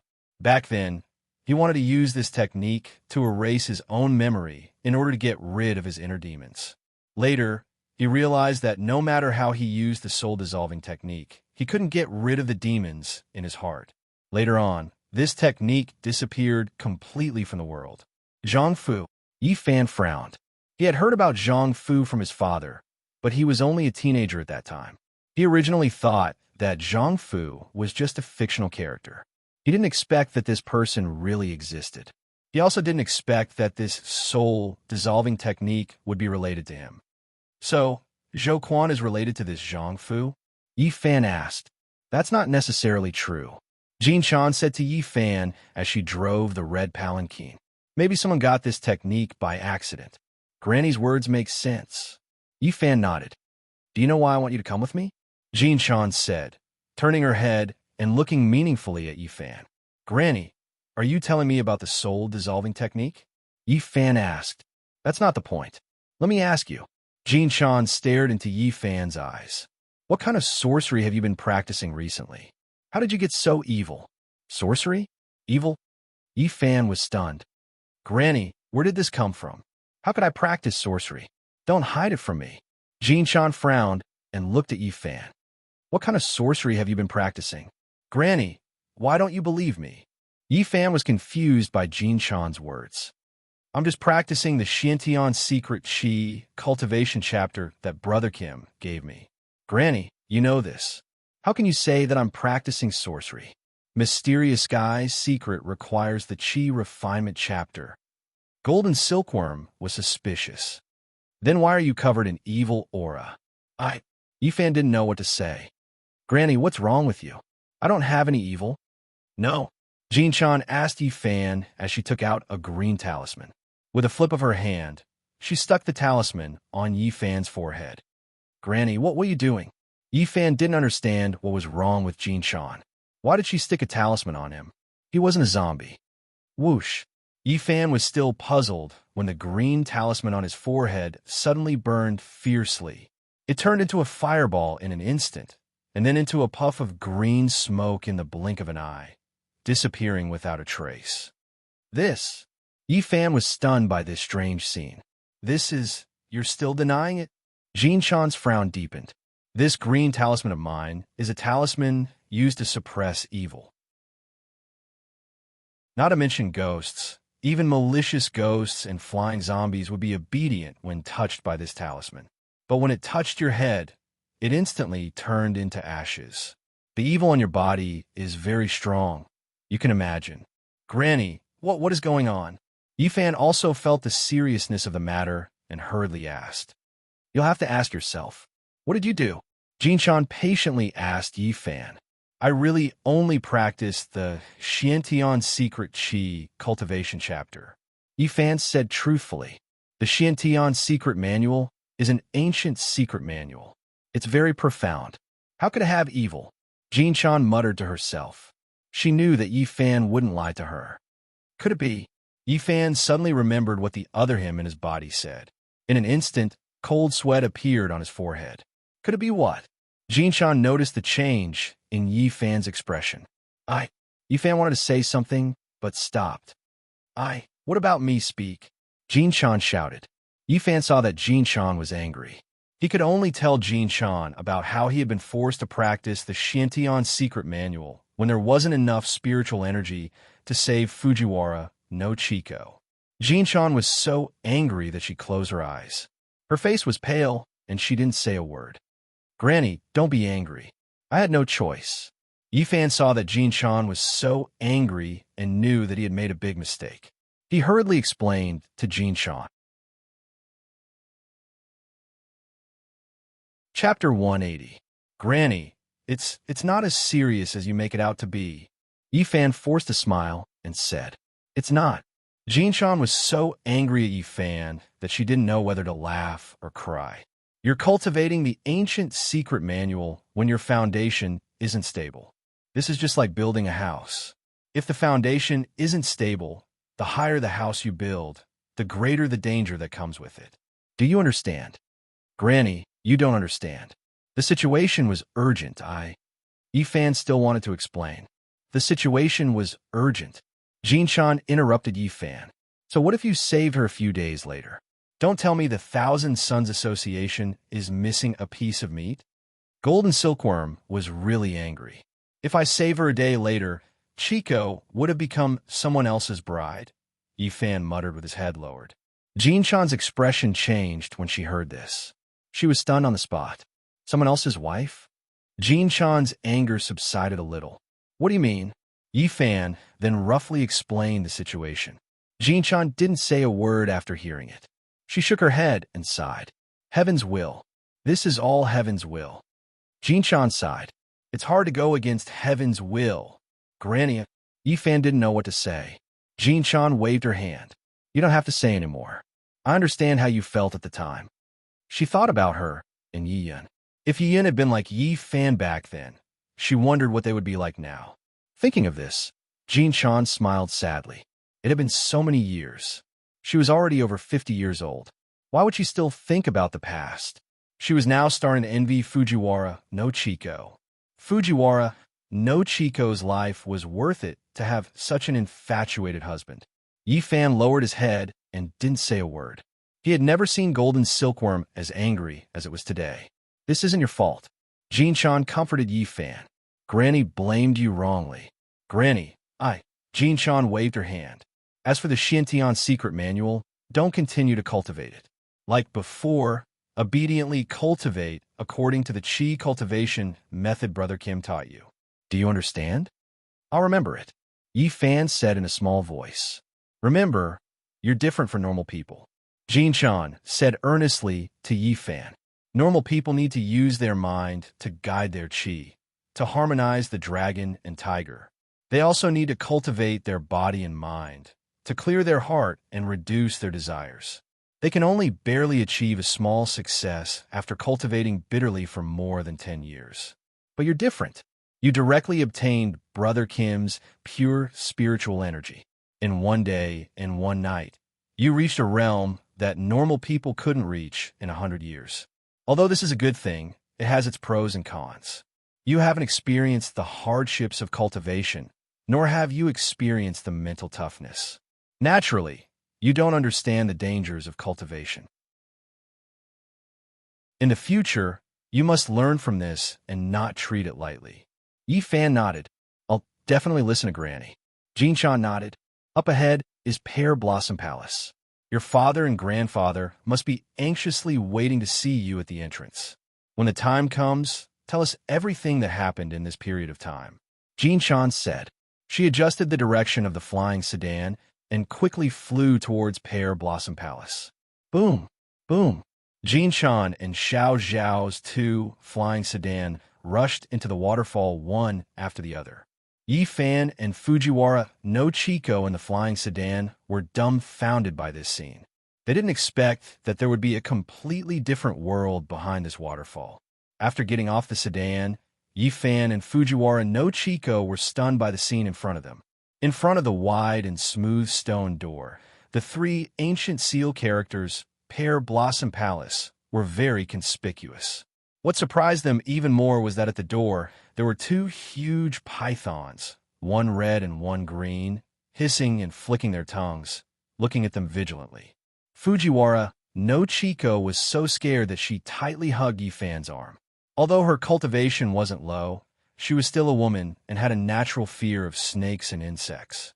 Yi Fan patted Fujiwara no Chiko, indicating that she shouldn't be afraid.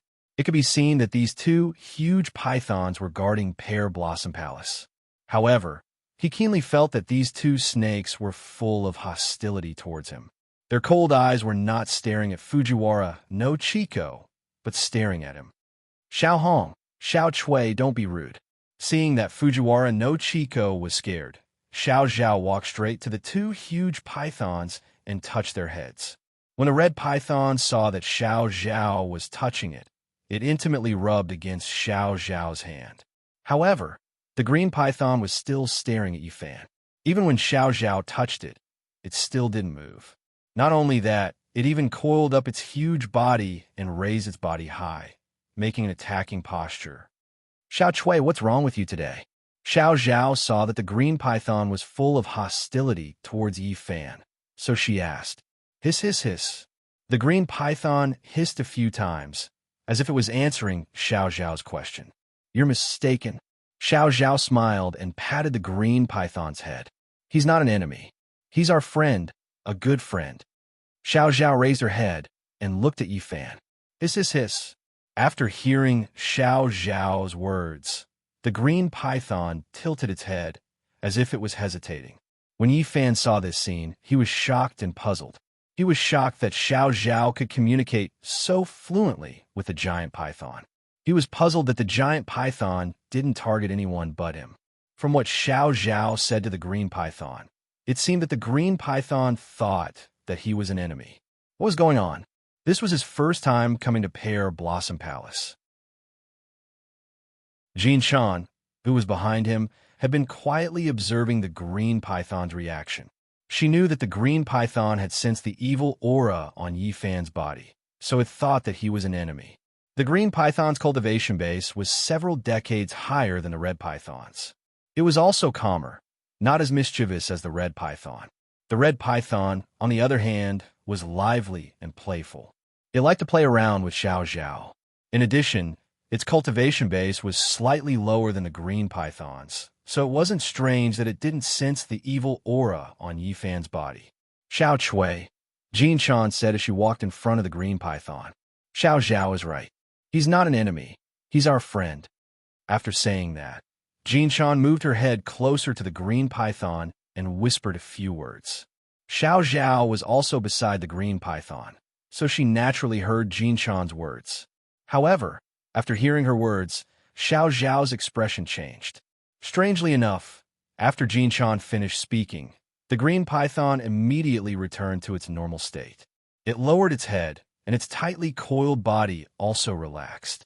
It slowly slithered to the side of the stone door with a calm expression. Don't mess around for now. I'll play with you when I have time. Xiao Zhao patted the red python's head. The red python nodded sensibly and slithered to the other side of the stone door. Let's go in, Jean Chan said as she waved her sleeve at the huge stone door. The stone door opened. Chapter 181.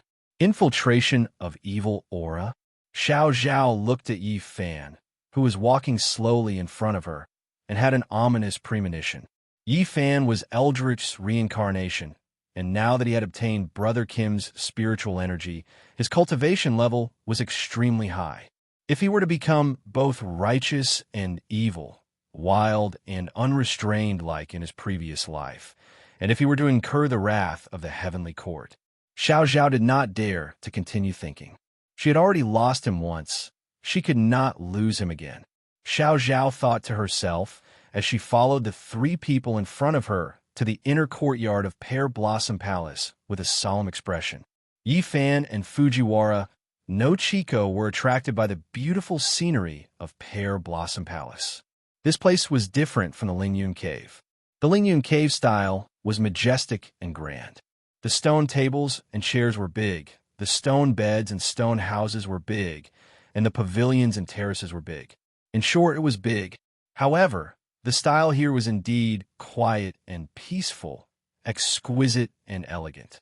It was particular about the word thin, the exquisite flower patterns, the simple and unadorned design, and even the pear petals that occasionally fell from the sky were exquisite.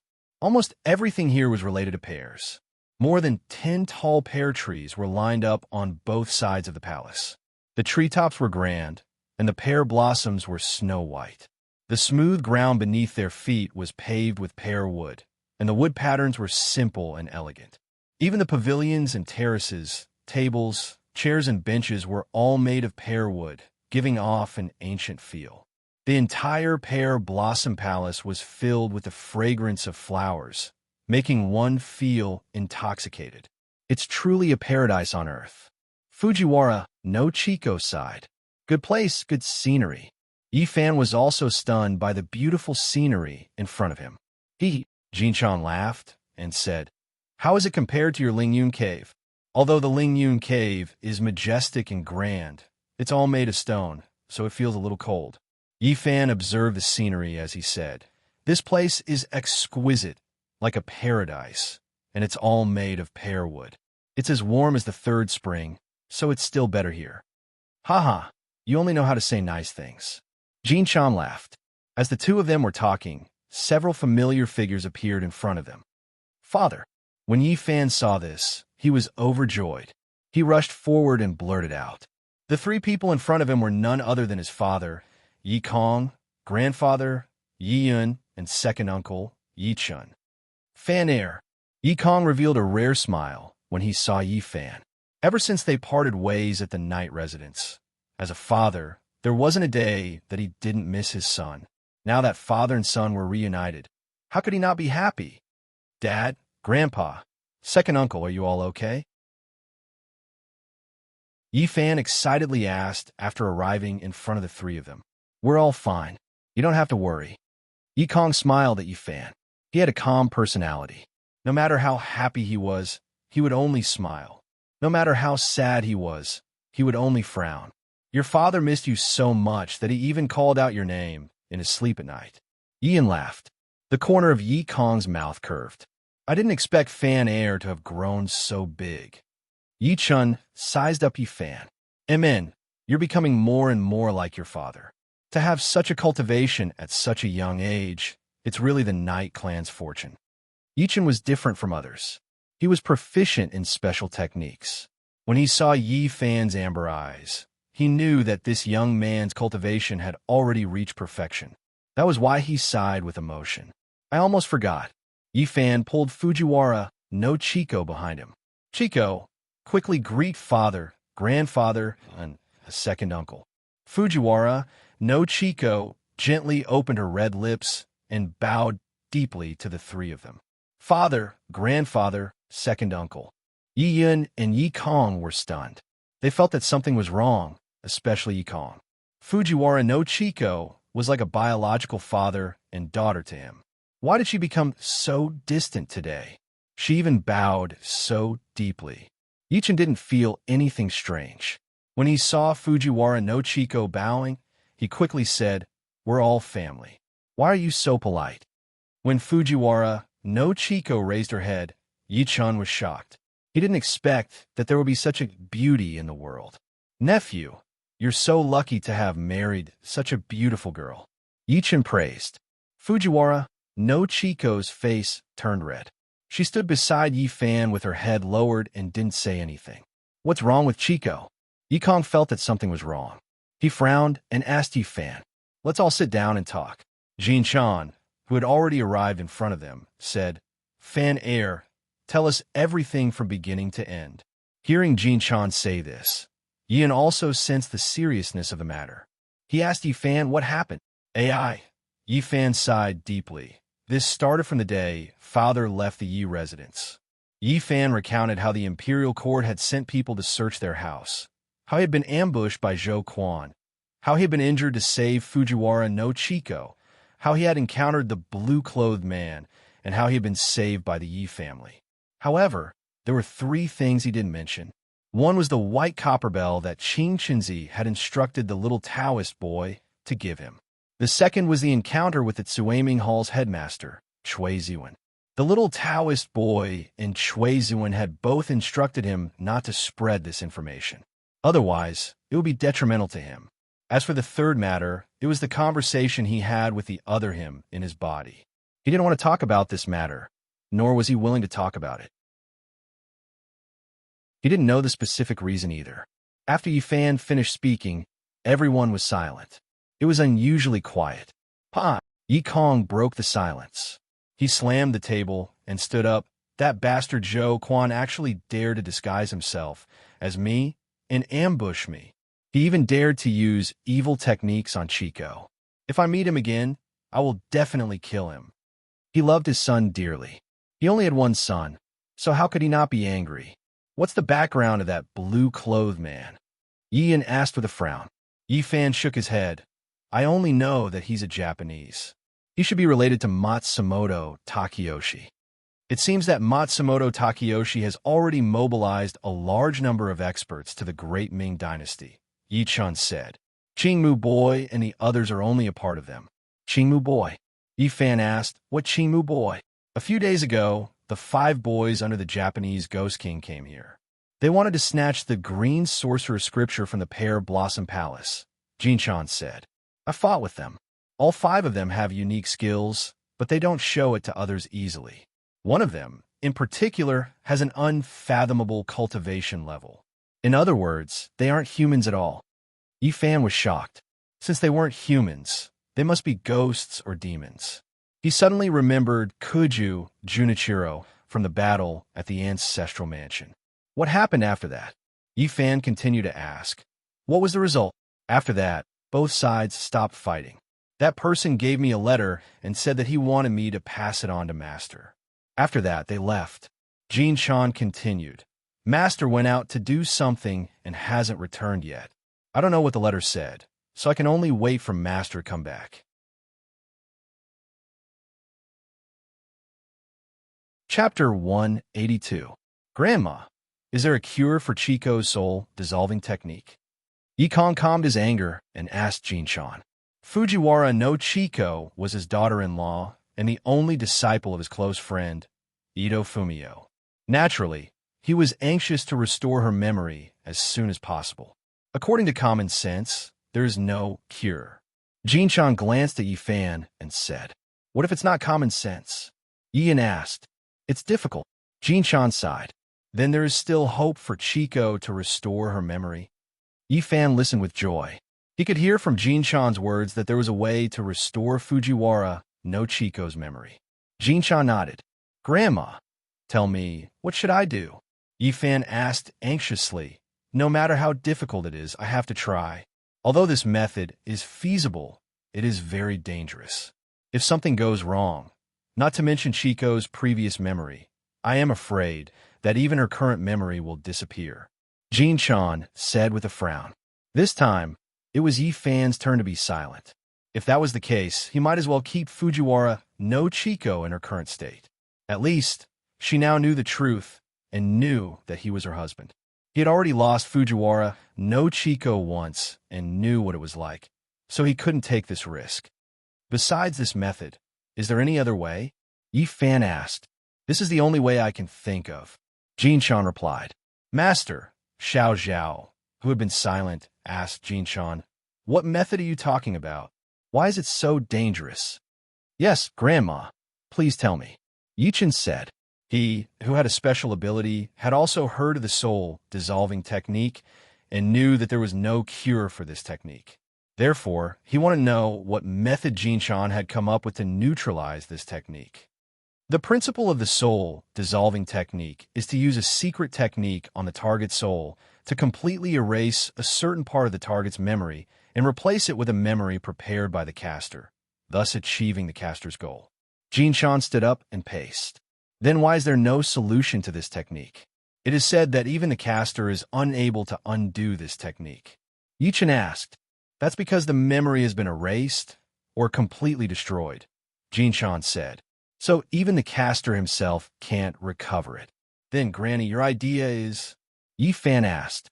"To reactivate the victim's soul," Jinshan said as she stopped in her tracks. The 3 souls and 7 spirits of a human body are just like the human body. Not only is the structure complex, but it also has a certain healing ability. "You mean?" When Yichen heard this, he suddenly understood Jinshan's idea. "That's right," Jinshan said. "My idea is to find 10 experts to use their spiritual power to stimulate the 3 souls and 7 spirits of the target. 3 people are in charge of the 3 souls. 7 people are in charge of the 7 spirits, stimulating the regeneration ability of the soul." Although the soul-dissolving technique is powerful, it can only erase the memory on the surface of the soul, but the memory in the subconscious mind still exists. When the soul is strongly stimulated, the memory hidden in the depths of the consciousness will be reawakened. Then the lost memory will naturally be restored. Sure enough, it's a good idea. After listening to Jinshan's explanation, Yichun suddenly understood. It seemed that Jinshan not only had a profound cultivation base and a special ability, she was also extremely intelligent and wise. However, these 10 people are difficult to find. Although they can't be said to be telepathic, they must have a tacit understanding of each other. In addition, they must have an amazing cultivation base and be proficient in metaphysics. Otherwise, when stimulating the soul, if the stimulation is too strong, the spiritual power is insufficient, or the mystical technique is insufficient, it will hurt the soul, and the consequences will be unimaginable. "What will the consequences be?" Yikong asked. "The soul is the spirit, and the spirit is the body. If one of the 3 souls is missing, the person will become a fool, and if one of the 7 spirits is missing, the person will be bedridden." Jinshan said with a frown. "I'm afraid that the Tiani Hall will also use this method to activate the soul, but they will use medicine." "Master, won't the medicine be safer?" Xiao Zhao asked. Jinshan shook her head. Medicine will be less dangerous, but medicine is medicine after all, and it won't be as flexible as a person. Moreover, if medicine is used, different physiques will require different doses, which is the most difficult to grasp. Once the wrong dose is used, it won't be a matter of the soul. It will be a matter of life and death. I can't take this risk. Yi Fan shook his head. I've already lost Chico once. I can't lose her again. I'm already satisfied that she knows the truth and stays by my side. After he finished speaking, he looked at Fujiwara no Chico with deep affection. I want to try. Fujiwara no Chico, who had been standing quietly at the side, suddenly stood up and said, Chico, you... Yifan didn't think that Fujiwara no Chico would choose to take the risk. It wasn't just him. Even Yi Yun and Yi Kong didn't expect this. I know you're good to me. Fujiwara no Chico looked at the shocked Yifan and said calmly, I also know that you've done too much for me, but I've lost all my memories. This is unfair to both of us. I want to get my hatred back and want to get my feelings for you back. So no matter what, I have to give it a try. No. Yifan shook his head firmly and said, Absolutely not. You can't joke about your own life. If you succeed, everyone will be happy, but what if you fail? I can promise you anything else, but this is the only thing I can't do. Chico, Fan Air is right. Yi Kong said to Fujiwara no Chico, This is too dangerous. If something goes wrong, how do you want Fan Air to live the rest of his life? How can I explain it to you, Master?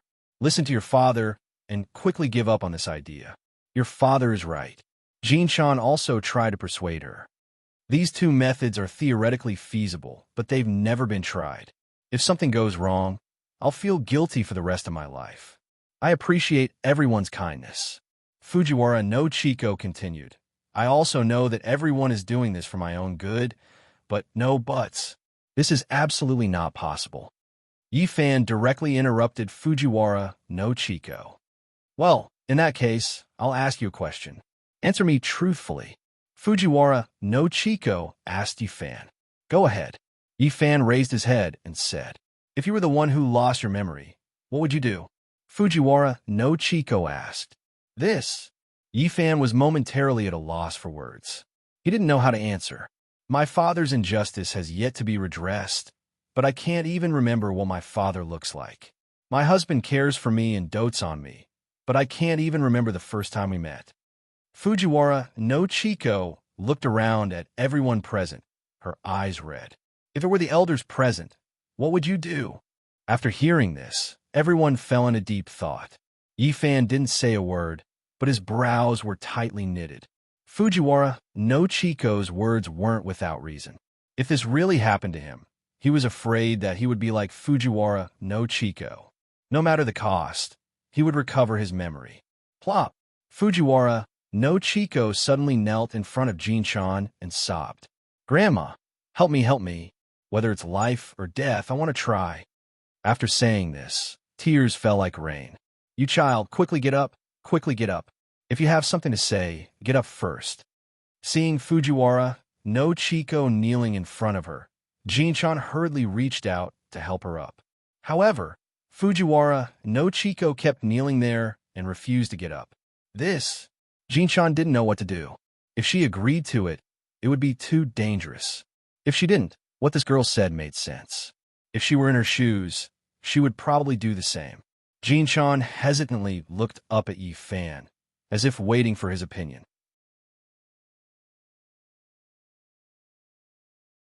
Chapter 183.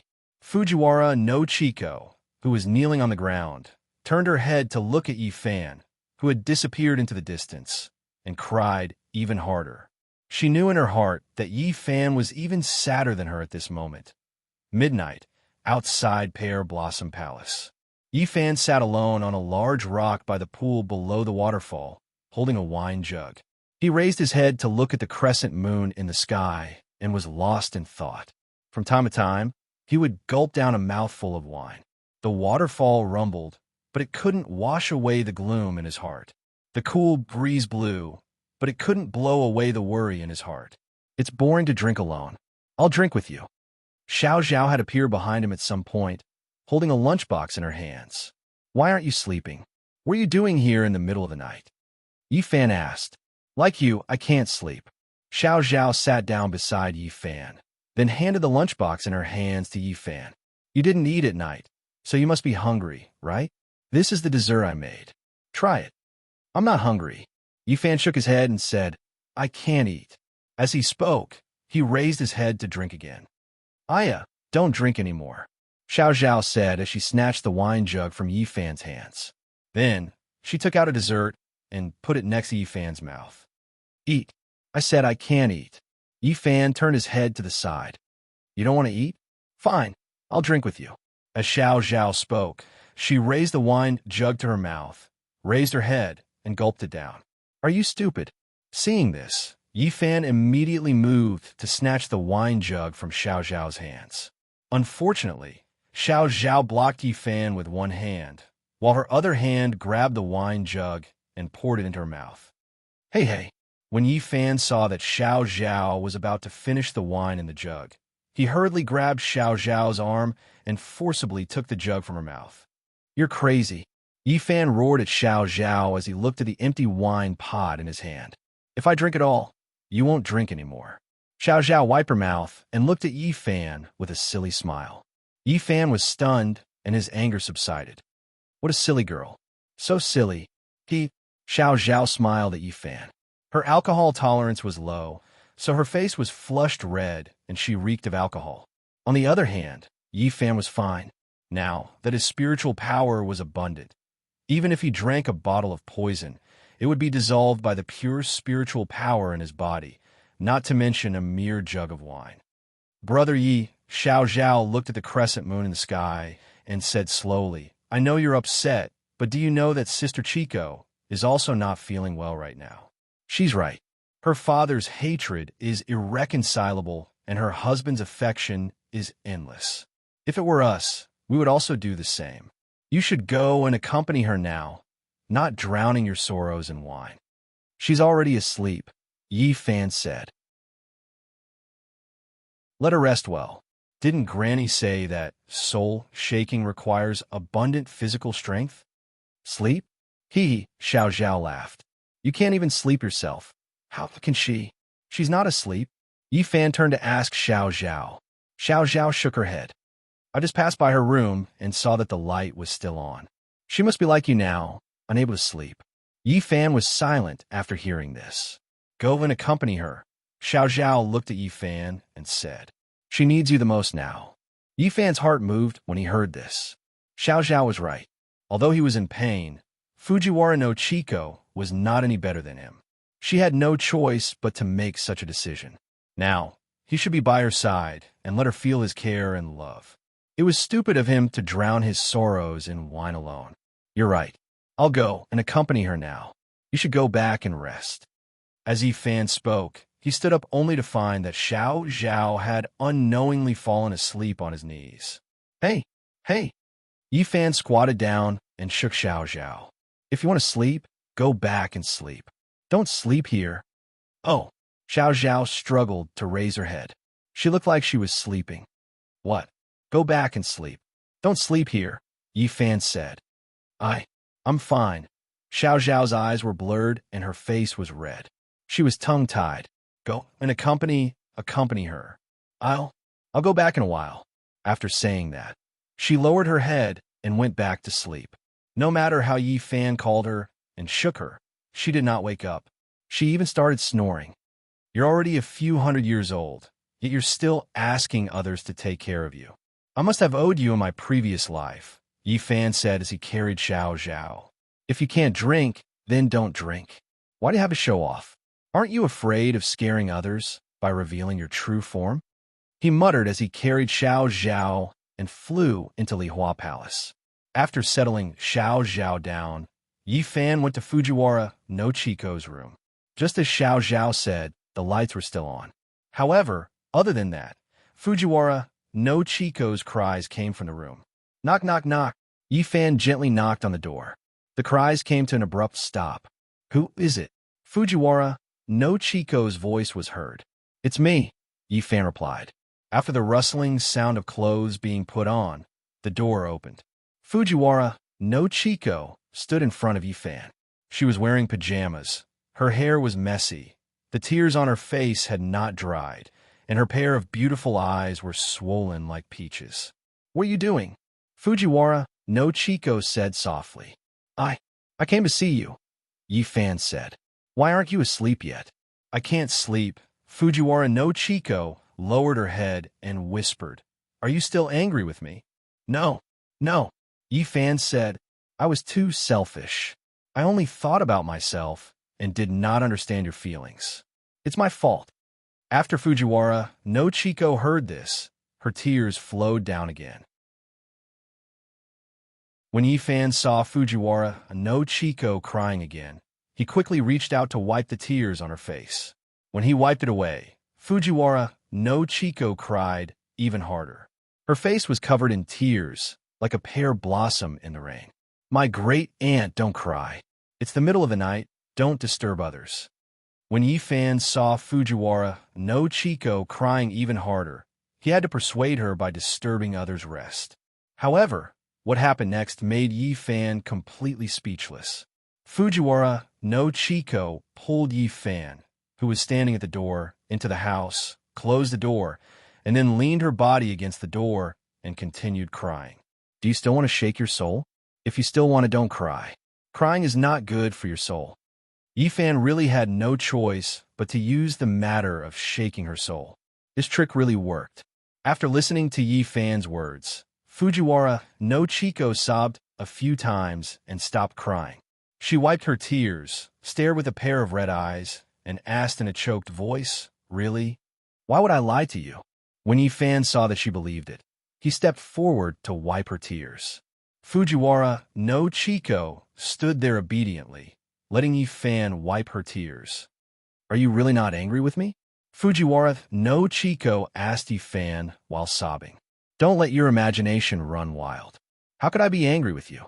Yifan looked at Fujiwara no Chiko sympathetically. "Don't have any psychological burden. Have a good rest. With your mother-in-law's ability, there won't be a problem. Let me ask you." Fujiwara no Chiko looked up at Yifan, tears flashing in her eyes. What if I fail to shake my soul? What if I become a lunatic or a fool or lie in bed in a coma? Will you abandon me?" "Silly, I won't." Yifan stroked Fujiwara no Chiko's long hair and comforted her. "Your mother-in-law never does things that she's not sure of. Since she promised this, she will succeed.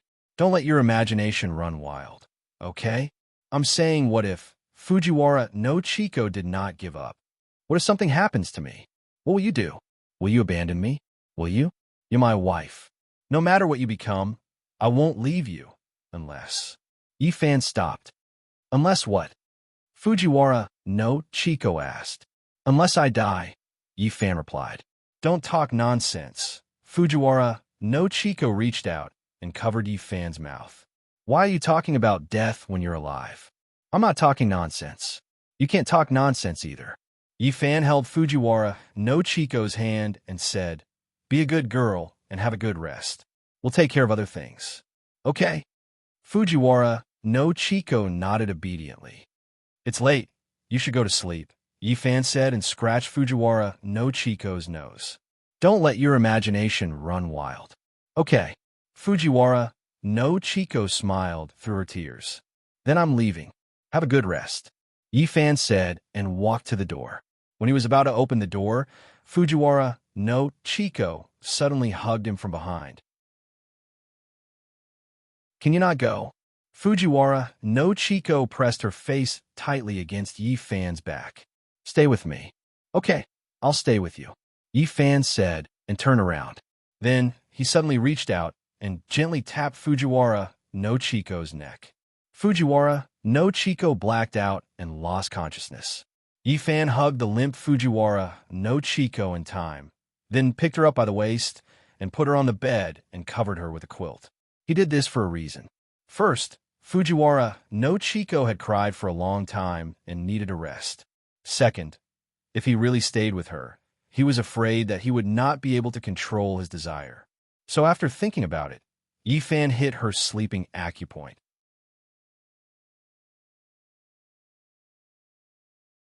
Chapter 184.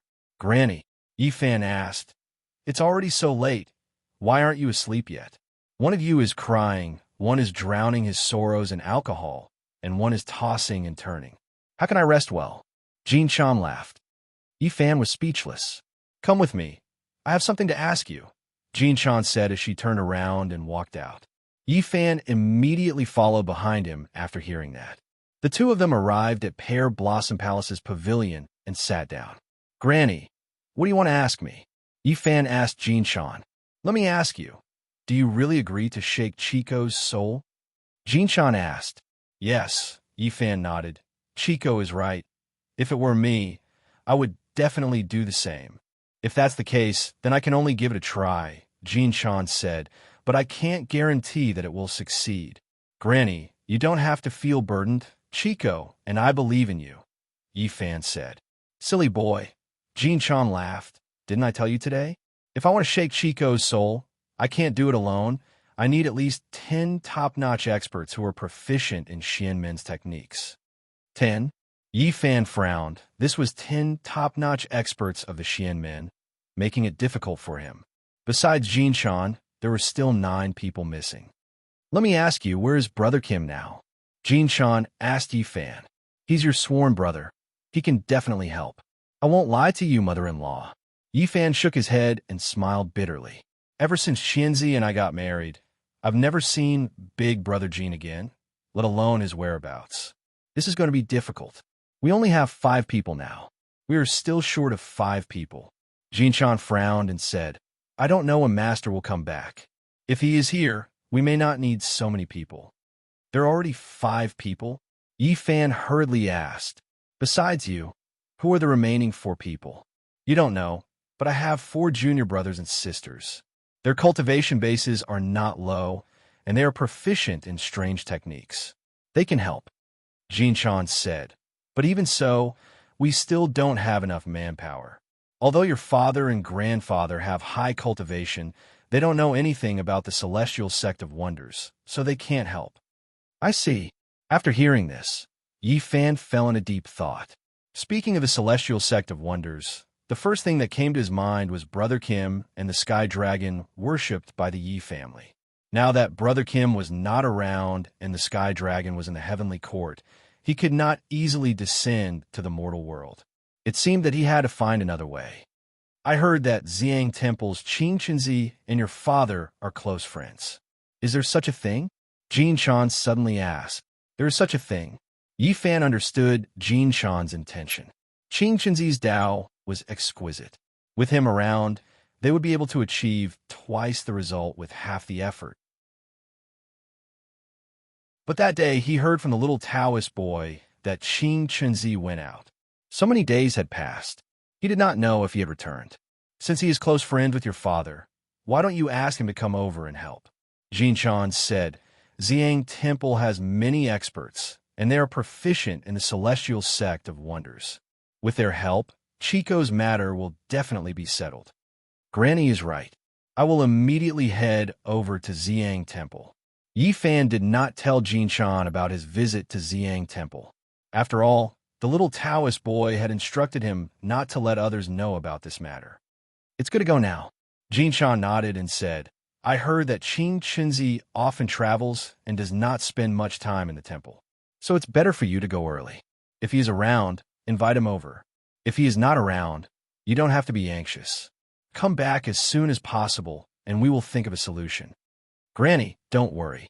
I know what to do," Yifan said as he stood up. "I will definitely rush back in 1 day at the latest. In this period of time, I will leave Chico in your care." "Silly boy," Jin Chan said with a smile. "Don't worry and go. You are still worried about Chico with Granny here." Yifan smiled. "With Granny here, of course I am not worried. Granny, this matter should not be delayed. I will leave now." Go early and return early," Jin Chan said. Yifan nodded and turned to leave. After leaving Pear Blossom Palace, Yifan activated his spirit energy and rushed into the clouds. He sped towards the direction of Ziyang Temple as fast as lightning. Now, his cultivation was no longer the same as before. In the past, his body movement could only be considered as flying in the air. But now, he could already fly above the clouds. A white glow cut across the sky above the clouds like a shooting star, dragging a long tail behind it. After an hour, Yi Fan arrived at the boundary of Xiang Temple. He slowly retracted his spirit energy and landed in front of Xiang Temple's gate. At this time, the sky was not yet bright. The surroundings were still dark and quiet. Yi Fan was in a dilemma. His speed was too fast, and he did not calculate the time properly. At this time, the Taoist priests of Xiang Temple were all sleeping. If he suddenly knocked on the door, it would be rude. After all, he was here to ask for help. Seeing that there were still more than 2 hours to daybreak, what should he do? Helpless, Yi Fan could only sit cross-legged in front of Xiang Temple's gate and wait for daybreak. What are you doing here in the middle of the night? A child's voice came from behind Yi Fan. Yi Fan was shocked and immediately turned around. He suddenly realized that the little Taoist boy called Ming Yu was leaning against a big tree behind him. He was eating melon seeds and looking at him with a smile. Little master? Yi Fan was shocked. Why are you here? Isn't it because of you? The little Taoist boy walked over while eating melon seeds. He smiled as he walked. I was sleeping well when my eyelids suddenly twitched. This Taoist child pinched his fingers and divined that you came. Yi Fan was stunned. He did not know if this little Taoist boy was speaking the truth. Was it true? Impossible. How old was this little Taoist boy? How could he have such ability? It seemed that there was only one possibility. That was that Qing Chunzi had already returned and had divined that he would be visiting. That was why he had let this little Taoist boy come here to receive him. What? You don't believe me? The little Taoist boy smiled and tilted his head to look at Yi Fan. Yi Fan smiled. Is your master, temple head Qing Chunzi, in the temple? I have something to ask him for help. Haha, your luck is really bad. The last time our master went out, he still has not returned. The little Taoist boy said with a smile. Still hasn't returned? Yi Fan frowned after hearing this.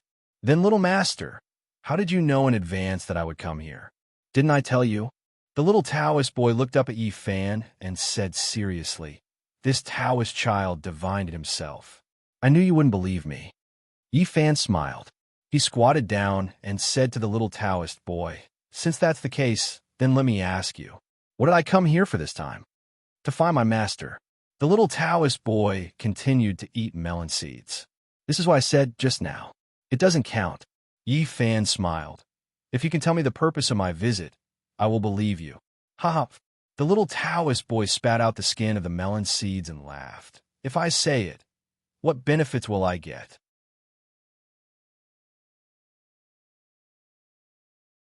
Chapter 185. If I tell you, lend me the sword on your waist. How about that? The little Taoist boy squinted his eyes and smiled evilly. Yi Fan was stunned. How did he know that he had the snake shadow sword on his waist? Could it be that this little guy really had some skills? Can you do it? If not, then forget it. You wait for my master here. I'm going back to sleep. The little Taoist boy saw that Yi Fan was hesitating, so he pouted and prepared to go back. No. I promise you. After thinking about it, Yi Fan agreed to the little Taoist boy's condition. Really? The little Taoist boy immediately turned around, his eyes shining. What if you can't tell me? Yi Fan crossed his arms and smiled. You can tell me. Anything is fine. The little Taoist boy was full of confidence. If you guess wrong, you have to find a way to help me find your master as soon as possible. How about it? Yi Fan smiled. It's a deal. The little Taoist boy smiled. Then tell me, why did I come here to find your master? Yi Fan asked. Isn't it for your Japanese wife? The little Taoist boy smiled evilly. Am I right? Yi Fan was shocked. Could it be that this little Taoist boy really had the ability to predict the future? Impossible. I have to test him again. Thinking of this, Yi Fan asked again. Then let me ask you, why did I look for your master? Yi Fan asked seriously. The little Taoist boy smiled and threw a melon seed into his mouth. Soul awakening. Yi Fan's face changed. This little Taoist boy actually knew the purpose of his trip. The little Taoist boy saw that Yi Fan was in disbelief and was very proud. How is it? Have I ever said anything wrong? Oh, Yi Fan suddenly understood. I understand. Your master must have told you in advance, right? You're so stubborn. I'm a monk, and monks don't lie. Do you understand? The little Taoist boy was so anxious that his face turned red. Are you trying to act shamelessly? Yi Fan was speechless after hearing this. This little Taoist boy was right. The Purple Sun Temple was a famous temple of Taoism. It had many rules and paid the most attention to rules and discipline. This little Taoist boy, named Ming, you should not be lying. Could it be? Yi Fan thought as he looked at the angry little Taoist boy. Could it be that this little guy was really so capable? What are you looking at? The little Taoist boy stretched out his hand. Give it to me. What? Why are you pretending to be confused? Your sword. The little Taoist boy said impatiently. Don't tell me you want to go back on your word? Yi Fan was speechless. How could he go back on his word when he had personally promised? Furthermore, the other party was still a child. All right, Yi Fan said as he pulled out the snake shadow sword from his waist. I'm willing to accept my loss. I'll lend you this sword to play with. That's more like it, the little Taoist boy said as he rubbed his hands. He excitedly took the snake shadow sword and fondly played with it. Good sword. What a good sword. The cold dragon sword really lives up to its name. Yi Fan's expression changed once again. Where did this little Taoist boy come from? He actually recognized the cold dragon sword at a glance. How do you know this is the cold dragon sword? Yi Fan asked with a frown. Tisk. The little Taoist boy rolled his eyes at Yi Fan. What's wrong with that? I know a lot. What else do you know? Yi Fan asked. I also know that you still need the help of 5 experts from the Celestial Sect of Wonders, right? The little Taoist boy said as he glanced sideways at Yi Fan, then continued to play with the snake shadow sword. Yi Fan was completely convinced this time. It seemed that he couldn't hide anything from him. This little Taoist boy was definitely not simple. It's a pity that the cold dragon's 9 sheaths are not here. The little Taoist boy looked at the cold dragon sword in his hand with a face full of regret. If the 9 sheaths were here, TSK, that would be amazing. Sigh. He let out a long sigh and said, It would be great if I could have my own sword one day. Oh, little master, you also like swords? Yi Fan asked. It's not that I like it. The little Taoist boy stroked the cold dragon sword's body and muttered, It's crazy. Crazy? Do you know what the nickname my brothers gave me is? The little Taoist boy said as he tapped the sword body with his finger, then put it to his ear to listen to the crisp sound of the sword. I don't know. They all call me Sword Maniac. The little Taoist boy said. Sword Maniac? Yi Fan smiled and said, Since you like swords so much, I'll get you one when the time comes. What do you think? Yi Fan suddenly felt that his opportunity had come. He wanted to use this opportunity to get the little Taoist boy to help him find Qing Qinzi. I don't like those ordinary swords. The little Taoist boy curled his lips and said, They're all scrap metal. As he said that, he waved the cold dragon sword a few times in the air. The more he looked at the cold dragon sword, the more he liked it. How about this? When the time comes, I'll ask my grandfather to forge one for you. That should be fine, right? The treasured swords he forged are not just some scrap metal. Yi Fan said with a smile. Really? When the little Taoist boy heard Yi Fan's words, he immediately stopped waving his sword, his eyes shining. The sword forged by the head of the Yi family, Ian, is for me? Yi Fan nodded. You said that? The little Taoist boy began to get excited again. Don't go back on your word. I never go back on my word. Yi Fan smiled. Then it's a promise. Pinky swear. The little Taoist boy said as he stretched out his pinky. Okay, pinky swear. Yi Fan smiled as he bent down and stretched out his pinky as well, hooking it with the little Taoist boy's pinky. If you lie, you're a dog. That's great. The little Taoist boy couldn't suppress his excitement. I'm going to have my own sword.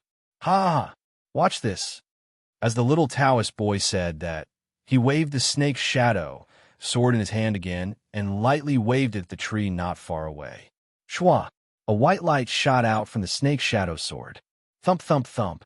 The towering tree was instantly frozen by the snake shadow sword's cold air, and the entire tree was covered with a thick layer of ice. It was like an ice sculpture. Seeing this, Yifan's face turned green.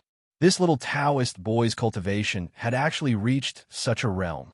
He didn't even use the snake shadow sword much, but he was able to display such great power. He was just a child. It's over, it's over, it's over. The little Taoist boy's face turned pale when he saw this. He hurriedly ran towards the tree, shouting as he ran, "If this tree freezes to death, Master will beat me half to death. It's over, it's over, it's over, it's over." As the little Taoist boy spoke, he had already reached the tree. His face was pale as he circled around the tree. He quickly stretched out his small hand and slapped the tree. "Pa!" An earth-shattering sound rang out. The tree shook violently from the impact of the little Taoist boy's palm. The ice shell on the tree was also shattered by the little Taoist boy's palm. For a moment, ice shards flew everywhere, sparkling and sparkling as they fell. What a powerful palm technique. Yifan sighed in his heart. This child had really opened his eyes. If his father, Yikong, was a genius, then this child should be a genius among geniuses.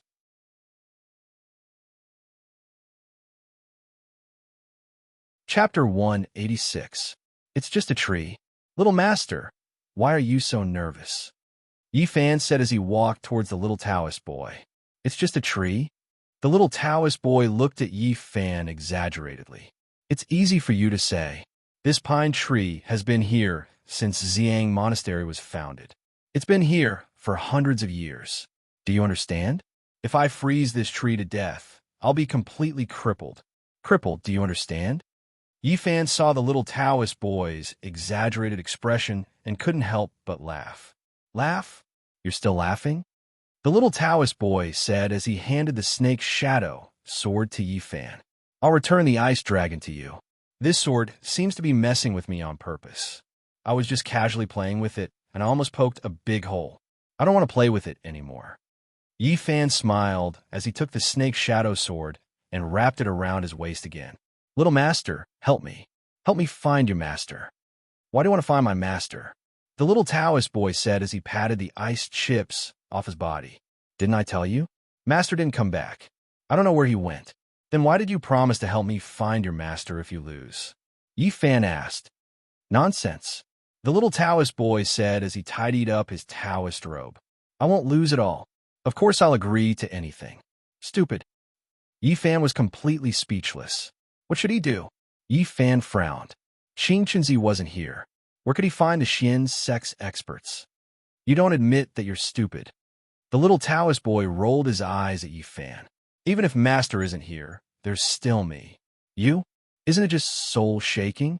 This Taoist boy can easily capture it. The little Taoist boy said as he patted his chest. Really? Yifan was a little surprised, but then he was overjoyed. Judging from the child's behavior just now, he probably wasn't lying. Don't worry, I will save your Japanese wife, the little Taoist boy said with a smile. I will go and prepare, and then I will go with you to save her. How about that? That's great.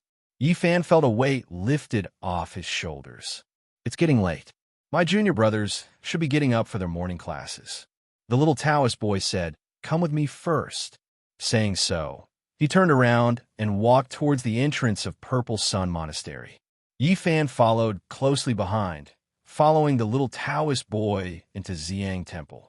As expected, the Taoists in Purple Sun Temple had already woken up and were rushing towards the main hall in groups.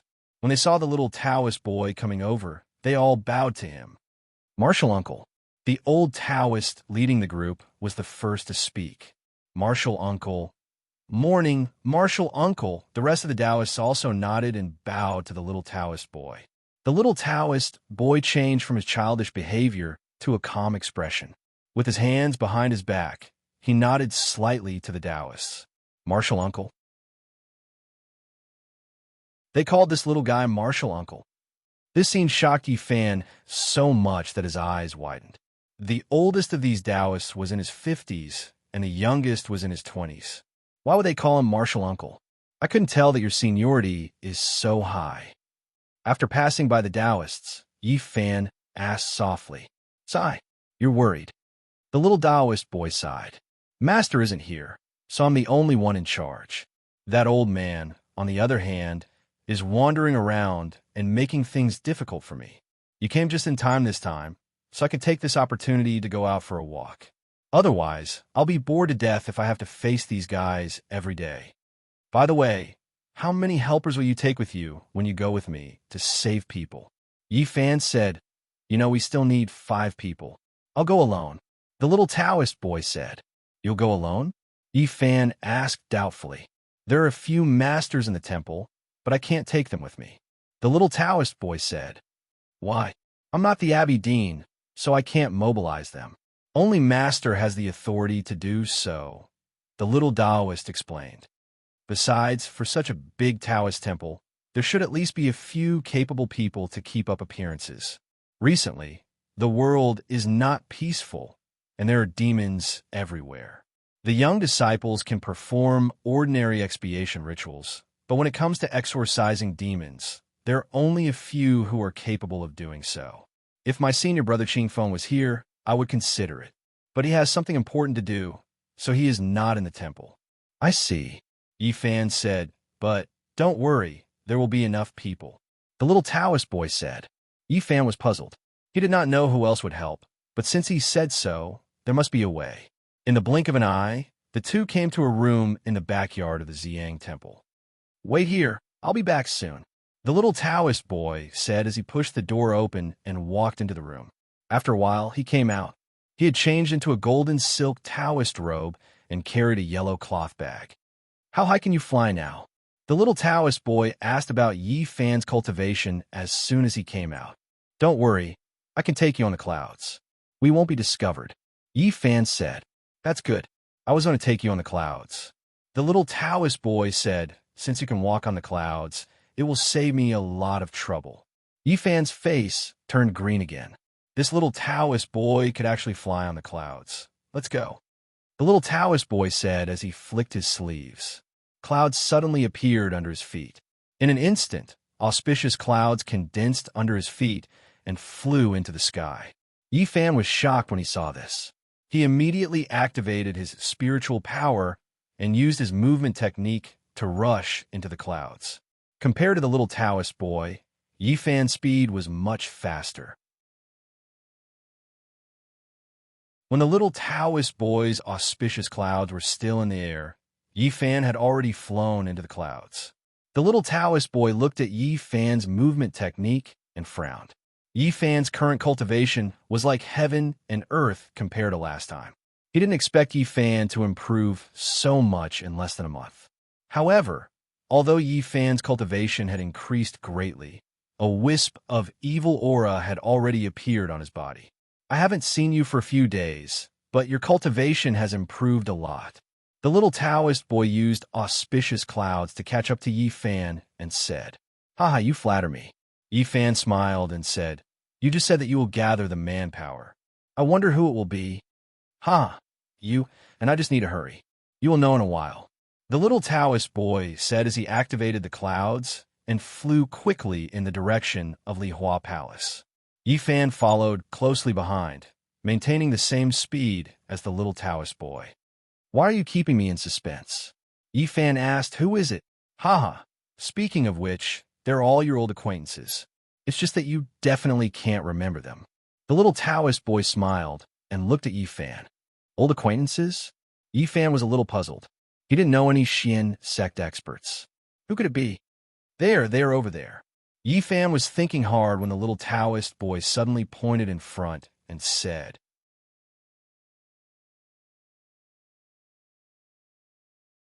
Chapter 187. They are.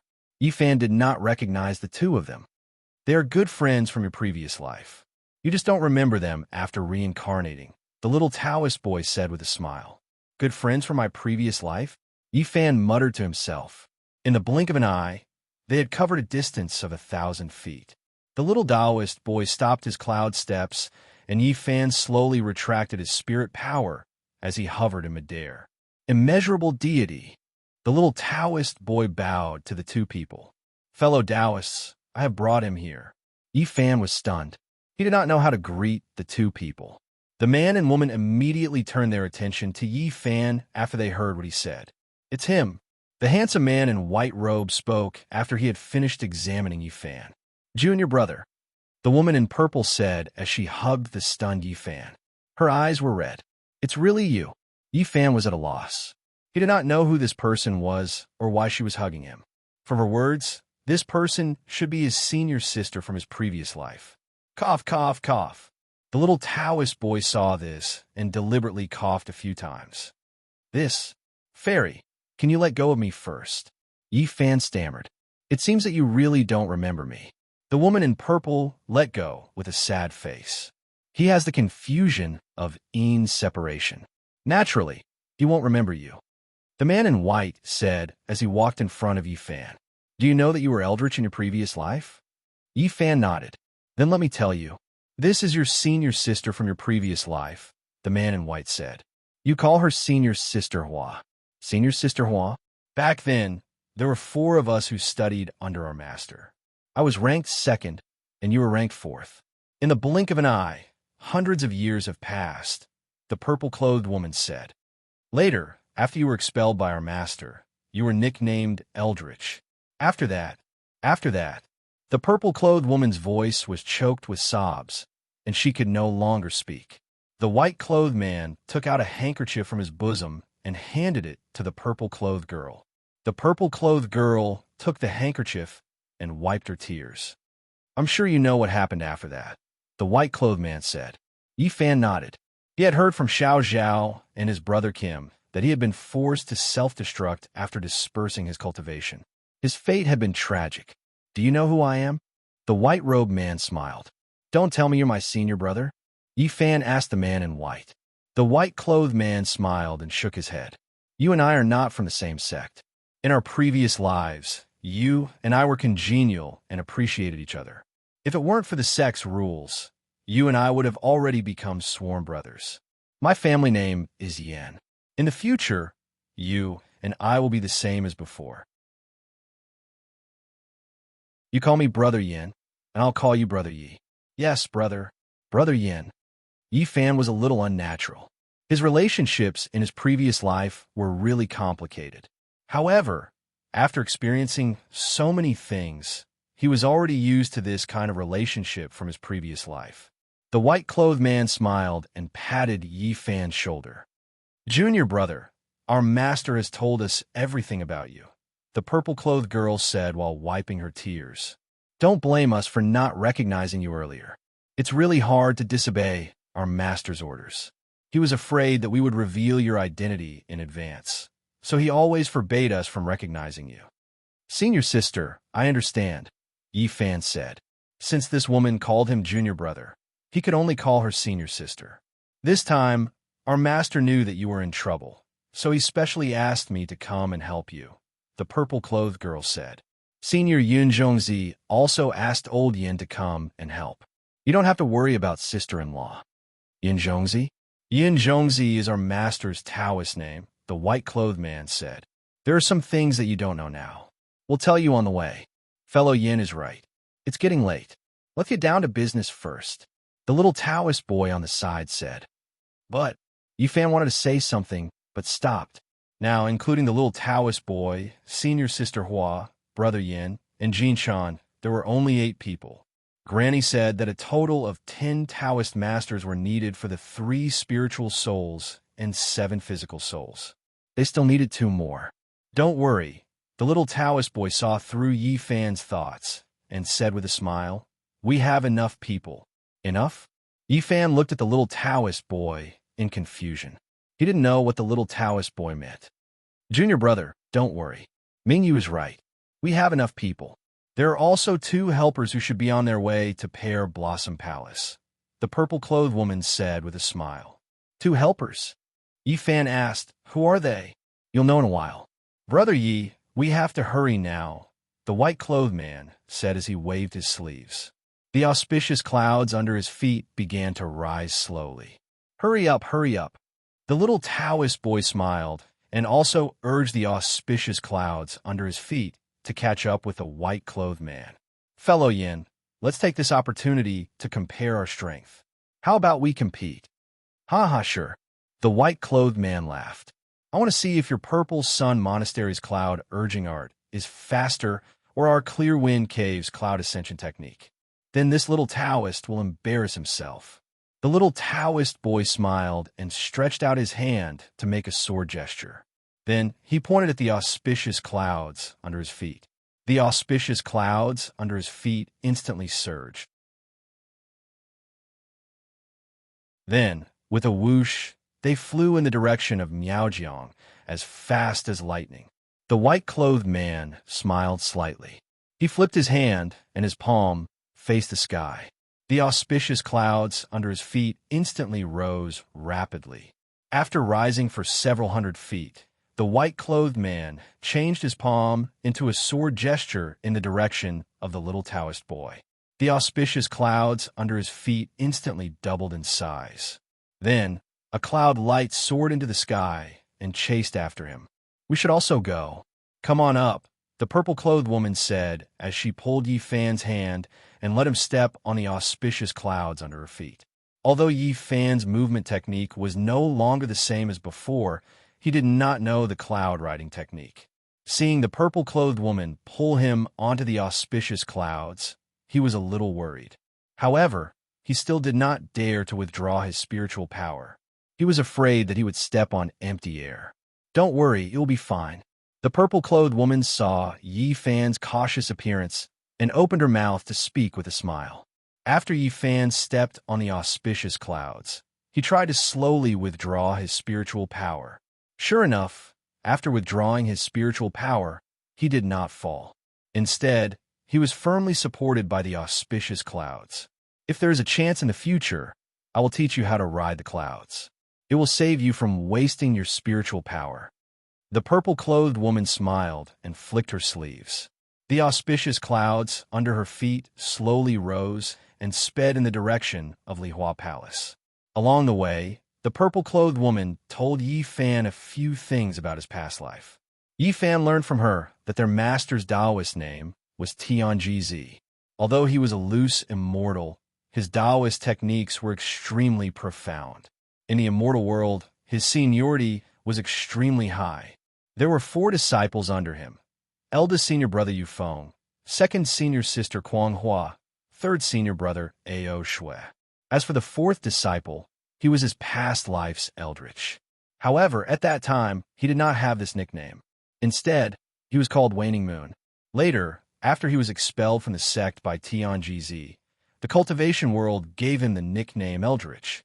In his past life, his temperament was proud and aloof. He was both righteous and evil. That was how the name Eldritch came about. As for that brother Yin, he was the disciple of Clear Wind Cave's Yin Zhongzi. This Yin Zhongzi was the same as Tianjizi.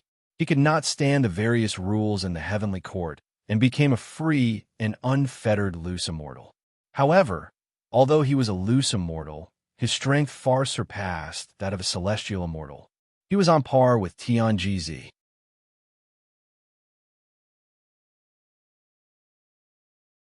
Chapter 188. Yi Fan originally thought that in his previous life, apart from his brother Kim, Niaqing, and Bai Sheng, he didn't have any friends. He didn't expect that he would have such a friend. Senior sister, what's going on with that Mingyu? Yi Fan asked Kuanghua. He's still a child. How can he have such a cultivation level? Yi Fan had been holding this question in his heart for a long time. You're talking about him, haha, Kuanghua said with a smile, while controlling the auspicious clouds under her feet. He's not an ordinary child. Don't underestimate him because of his young age. His cultivation level has already reached the acme of perfection. You have to know that he was born with immortal bones and had a cultivation level since he was born. Later on, this child became a monk at the age of 3 and entered the Purple Sun Temple to take Qing Chenzi as his master. According to his master, Qing Chenzi, this child's past life was definitely not ordinary. As for the specifics, Qing Chenzi kept his mouth shut. I once asked my master, but he said that this was a heavenly secret and told me not to ask too much. According to what I know, Qing Chenzi taught this child everything. Now, this child's cultivation level is at least 70% of Qing Chenzi's. So it's like this, no wonder. Hearing her say this, Yi Fan's doubts were gradually solved. It seems that this child also had Buffon's past. Junior brother, senior sister wants to ask you a question. Kuang Hua looked at Yi Fan. How did you get your cultivation level? Senior sister, you don't know? Yi Fan was very curious why she asked this question. She even knew that Chico needed to shake her soul. How could she not know the origin of his cultivation level? I only heard Mingyu say that your cultivation level is not low. As for the rest, I don't know. Kuang Hua said while shaking her head. Then, senior sister, how did you know that Chico needs to shake her soul? Yi Fan asked with a frown. She's immortal, so of course I can divine it. However, Kuang Hua shook her head and said, I know nothing about your cultivation. Then why was Mingyu able to predict my whereabouts? Yi Fan was getting more and more confused. Like me, he could deduce your whereabouts, as well as the people and things around you.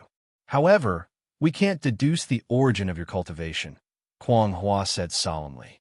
Not only us, but even Master and Senior Yun Zhongzi can't do anything about it. There's such a thing? Yi Fan said in surprise. Both Tian Jizi and Yun Zhongzi were immortals with heaven-defying cultivation bases. How could they not know the origin of their cultivation bases? With Master's cultivation, not to mention mortals, even the thoughts of almighty immortals can't escape Master's eyes. However, Master can't figure out the person who taught you the cultivation. Kuang Hua said, in this case, there's only one possibility. What possibility? Yi Fan asked. The person who taught you the cultivation base is far above Master's. Apart from that, there is no other possibility. Kuang Hua glanced at Yi Fan as she said this. Yi Fan's heart skipped a beat when he heard this. He didn't expect that Brother Kim's cultivation base would reach such a level. Can you tell me who gave you this cultivation base? Kuang Hua turned her head and asked. This? Yi Fan hesitated. He didn't know if he should say it or not. It's fine if you don't want to say it. I'm just asking. Kuang Hua saw that Yi Fan was in a dilemma and said, that's not necessary. I can tell you. After thinking about it, Yi Fan decided to tell her. After all, Brother Kim didn't tell him not to spread this matter. Oh, who? Kuang Hua asked. It was Brother Kim who saw through my cultivation base. Yi Fan said. Brother Kim? Kuang Hua asked doubtfully. Which Brother Kim? I'm ashamed to say this. I only know that he told me to call him Brother Kim. He and I were sworn brothers in my previous life. Other than that, I don't know. Yi Fan said. Sworn brothers? You were sworn brothers in your previous life? Kuang Hua frowned. It seems that it was after you were expelled from the sect by Master. After she said this, she fell into deep thought. Who could this person be? In this world, there were only a few people whose cultivation base was far above Master's. With this person's cultivation base, his status definitely wouldn't be low. Why would he lower himself to become sworn brothers with Eldritch? The more Kuang Hua thought about it, the more she didn't understand. Forget it. After this matter, I'll go back and ask Master. Kuang Hua thought. In fact, Yi Fan also wanted to know who Brother Kim's real identity was. However, Brother Kim once told him that his identity was quite special, so it was inconvenient to tell him at the moment. Perhaps only his previous life's Eldritch knew what Brother Kim's real identity was. After half an hour, Kuang Hua's auspicious clouds had arrived in the sky above Miaojiang. At this time, the little Taoist boy and the white tiger were waiting for them on the auspicious clouds not far away. The white tiger had a smile on his face, while the little Taoist boy had a sullen face. Who won? Kuang Hua smiled and asked the little Taoist boy after she put away the auspicious clouds. AI. The little Taoist boy sighed and said, it's a tie. What are you sighing for? The white tiger smiled and said, I'm older than you. Naturally, you won. Competing in leg strength is just competing in leg strength. Why are you talking about age? The little Taoist boy said angrily. What he hated the most was others treating him like a child. When he heard the white tiger say that, he was somewhat unconvinced and pouted. Okay. This time we'll consider a tie. Is that okay? The white tiger smiled and said, "Let's compete again next time." You said it. Let's compete again next time. The little Taoist boy revealed a smile and said, "Next time, I'll definitely surpass you." The white tiger smiled and then said to Yi Fan, "Brother Yi, we've arrived at Miaojiang. Among us, you're the only one who knows the location of Pear Blossom Palace, so you should lead the way." "Okay, I'll lead the way," Yi Fan said as he activated his spiritual power and left Kuang Hua's auspicious clouds. "Senior sister, Brother Yin, little master, follow me." As he said that, his figure moved and floated down into the dense forest below. The remaining 3 people also activated their auspicious clouds and followed Yi Fan into the dense forest. The 4 people stopped in front of a huge waterfall. What surprised Yi Fan was that Jin Shan and the others were already waiting in front of the waterfall. There were quite a lot of people. In addition to Jin Shan, Yi Yun, Xiao Zhao, and the others, there were 6 more people dressed differently. There were men and women among these people. Some were dressed in Miaojiang clothes, while others were dressed in Central Plains clothes. Seeing this situation, Yi Fan understood a little. Among these 6 people, 4 of them were probably the 4 senior brothers that Jin Shan had mentioned. The other 2 were definitely the 2 helpers that his senior sister and the others had mentioned. "Granny," Yi Fan said as he came in front of Jin Shan. "Fan Air, you're so important," Jin Shan said as she looked at the 3 people beside Yi Fan. "You even invited them." "Granny, you know each other?" Yi Fan said in surprise. "Kuang Hua of the 4 spirits and the white tiger of the 4 saints." Jin Shan smiled and nodded at Kuang Hua and the white tiger. "I've heard a lot about you."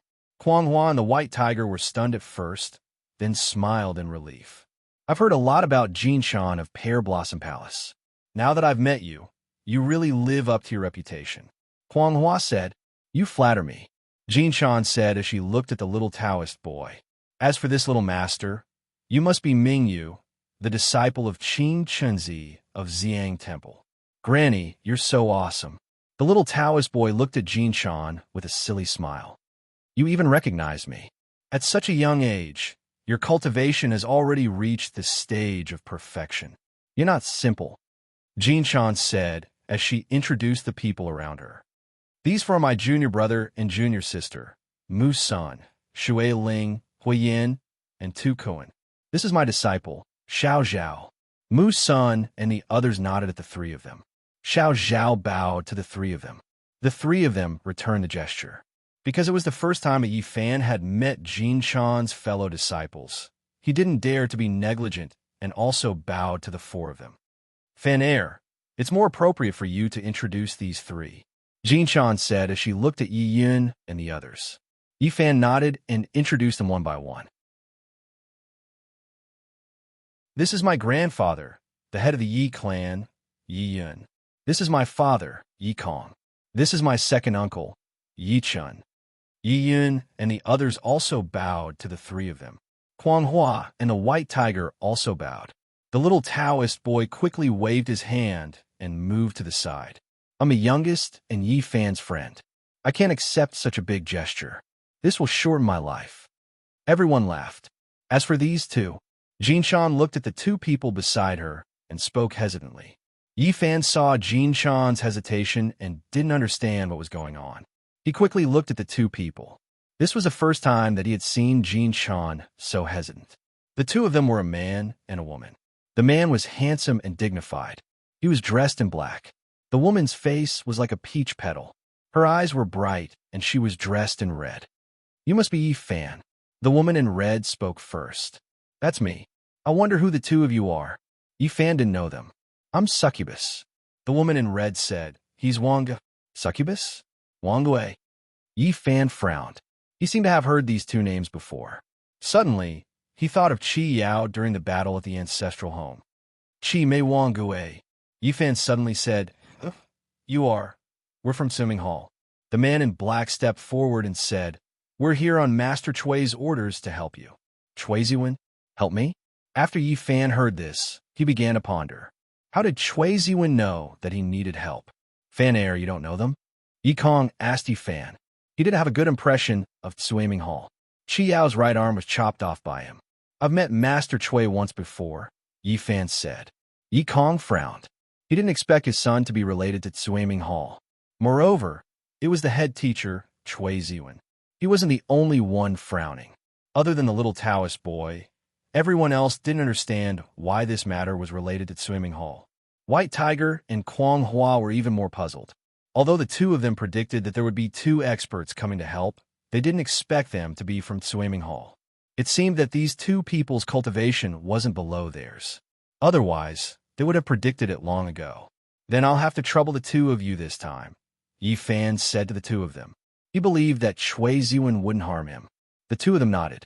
Fan Air, come here. Yi Yin pulled Yi Fan to the side and whispered, think carefully. They're from Tsueming Hall. Grandpa, don't worry. They don't have any bad intentions, Yi Fan said. I know what to do. Don't worry, Elder Yi.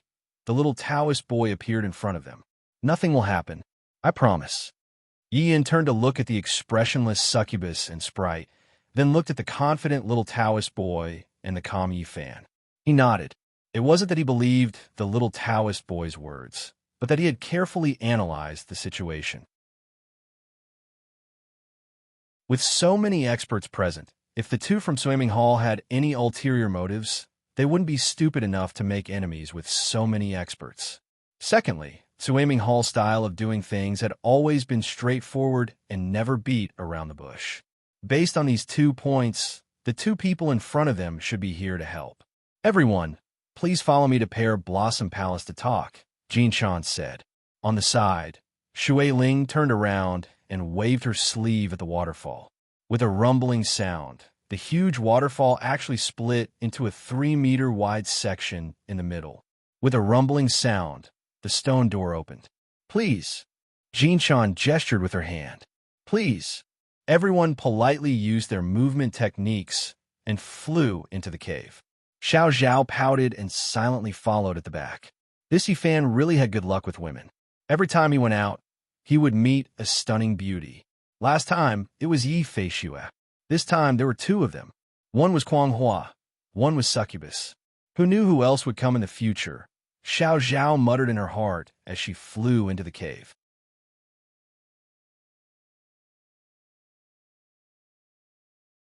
Chapter 189.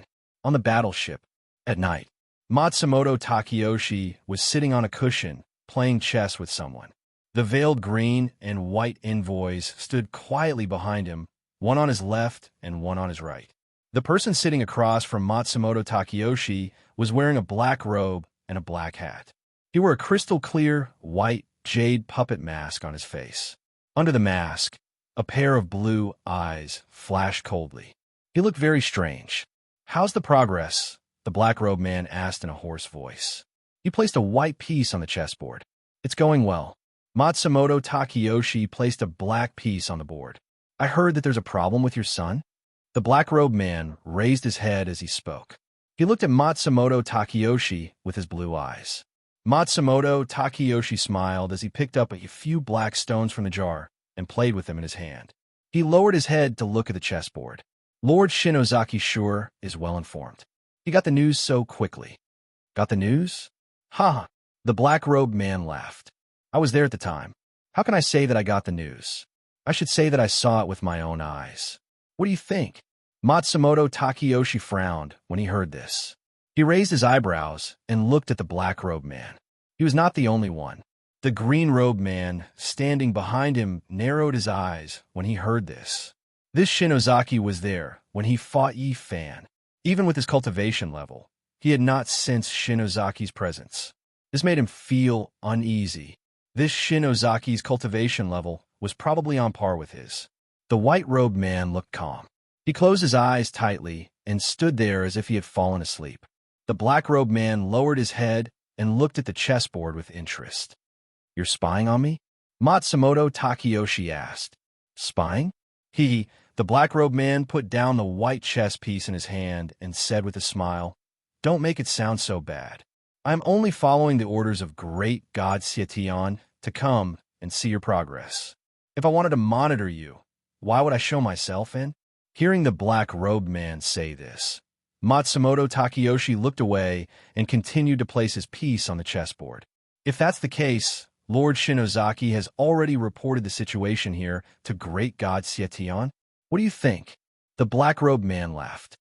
Great God Sietion, what instructions do you have? Matsumoto Takeyoshi asked with a frown. Instructions? Humph, humph. The black-robed man gave a cold laugh as the white chess pieces in his hand clattered. Great God Sietion is very unhappy. Although this matter was not your original intention, if we look into it, it is your mistake. Who asked him to be your son? Matsumoto Takeyoshi frowned and said nothing. The black-robed man was right. If this matter was really investigated, he had nothing to say. Great God Sietion wanted to take your son's life, but he was afraid that he would hurt your feelings and affect your actions in the Great Ming Dynasty. So, he asked me to tell you that this will be the only time. There will be no next time. Otherwise, as the black-robed man spoke, a black fog appeared in his hand that was holding the chess piece. Chi! The white chess piece instantly turned into a white paste that flowed from his hand and dripped onto the chessboard, releasing a black smoke. After the stone chessboard came into contact with the white paste in the black-robed man's hand, it instantly softened and melted. In the blink of an eye, the 2 feet square chessboard and the chess pieces on it had all turned into a pile of ash.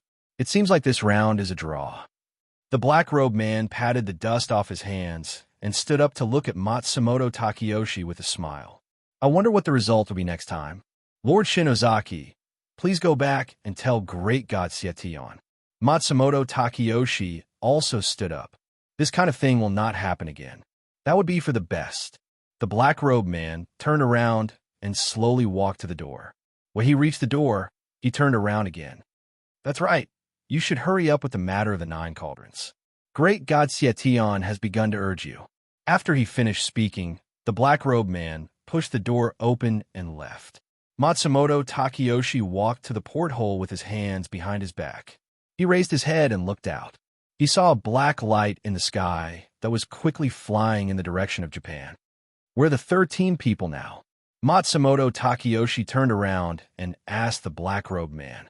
According to the time, Koga Ryu's Bama Chongqing, Kyoto's Akatsuki, and Japan's Ghost King's 5 attendants should have arrived in the Great Ming Dynasty.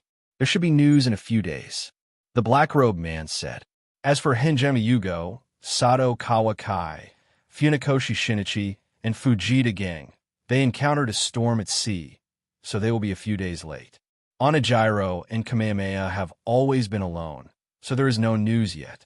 I believe they're also rushing here. How is Miyamoto Akichi and Sasaki's progress? Matsumoto Takeyoshi continued to ask. According to the spies, the progress of the 2 of them is very smooth. The black-robed man replied. How long will it take to finish? Matsumoto Takeyoshi asked. If the progress is smooth, it will take at least 1 month, at most 3 months. The black-robed man said. Finally, there is good news. Matsumoto Takeyoshi nodded. Pass down my order. Wake up the shadow troops hidden in the Great Ming Dynasty and let them be on standby. Also, inform Taro and let him use the power of the Imperial Court to find the whereabouts of the 9 cauldrons. Remember, as long as you find the specific location, you must not act on your own accord. Once you find a location, report to me immediately. I have the arrangements. I will pass down the order immediately. The black-robed man nodded. Also, Matsumoto Takeyoshi continued. Arrange for a confidant to go back to Japan and secretly bring the sword of Kusanagi here. Sword of Kusanagi? The black-robed man was shocked. Not only him, but the white-robed man who had his eyes closed immediately opened his eyes when he heard these 3 words. Mr. Matsumoto, do you want to? The black-robed man frowned.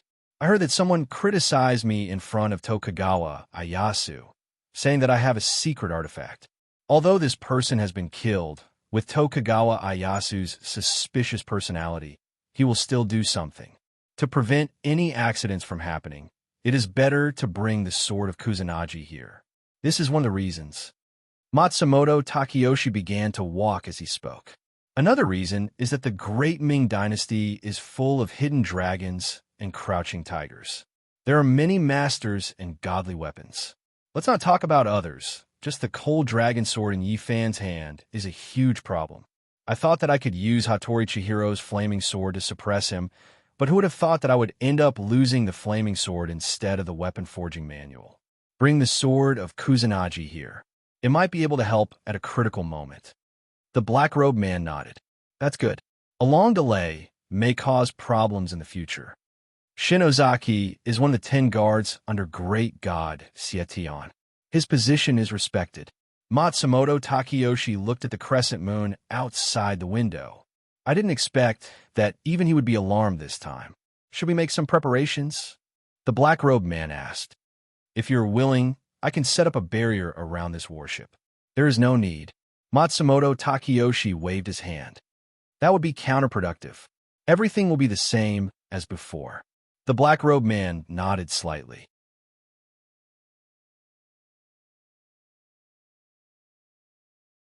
Chapter 190. Inside the secret chamber of Pear Blossom Palace, 10 top-notch experts were sitting cross-legged in meditation, forming a huge circle. In the center of the circle was Fujiwara no Chiko, who was also meditating. Chiko, Jin-chan, who was sitting cross-legged in the east, said to Fujiwara no Chiko, "Remember what Granny told you. No matter what happens later, no matter what you see, don't panic. You have to calm your heart. Remember?" Fujiwara no Chiko nodded solemnly. "Everyone, let's begin." Jin-chan looked around at everyone and said.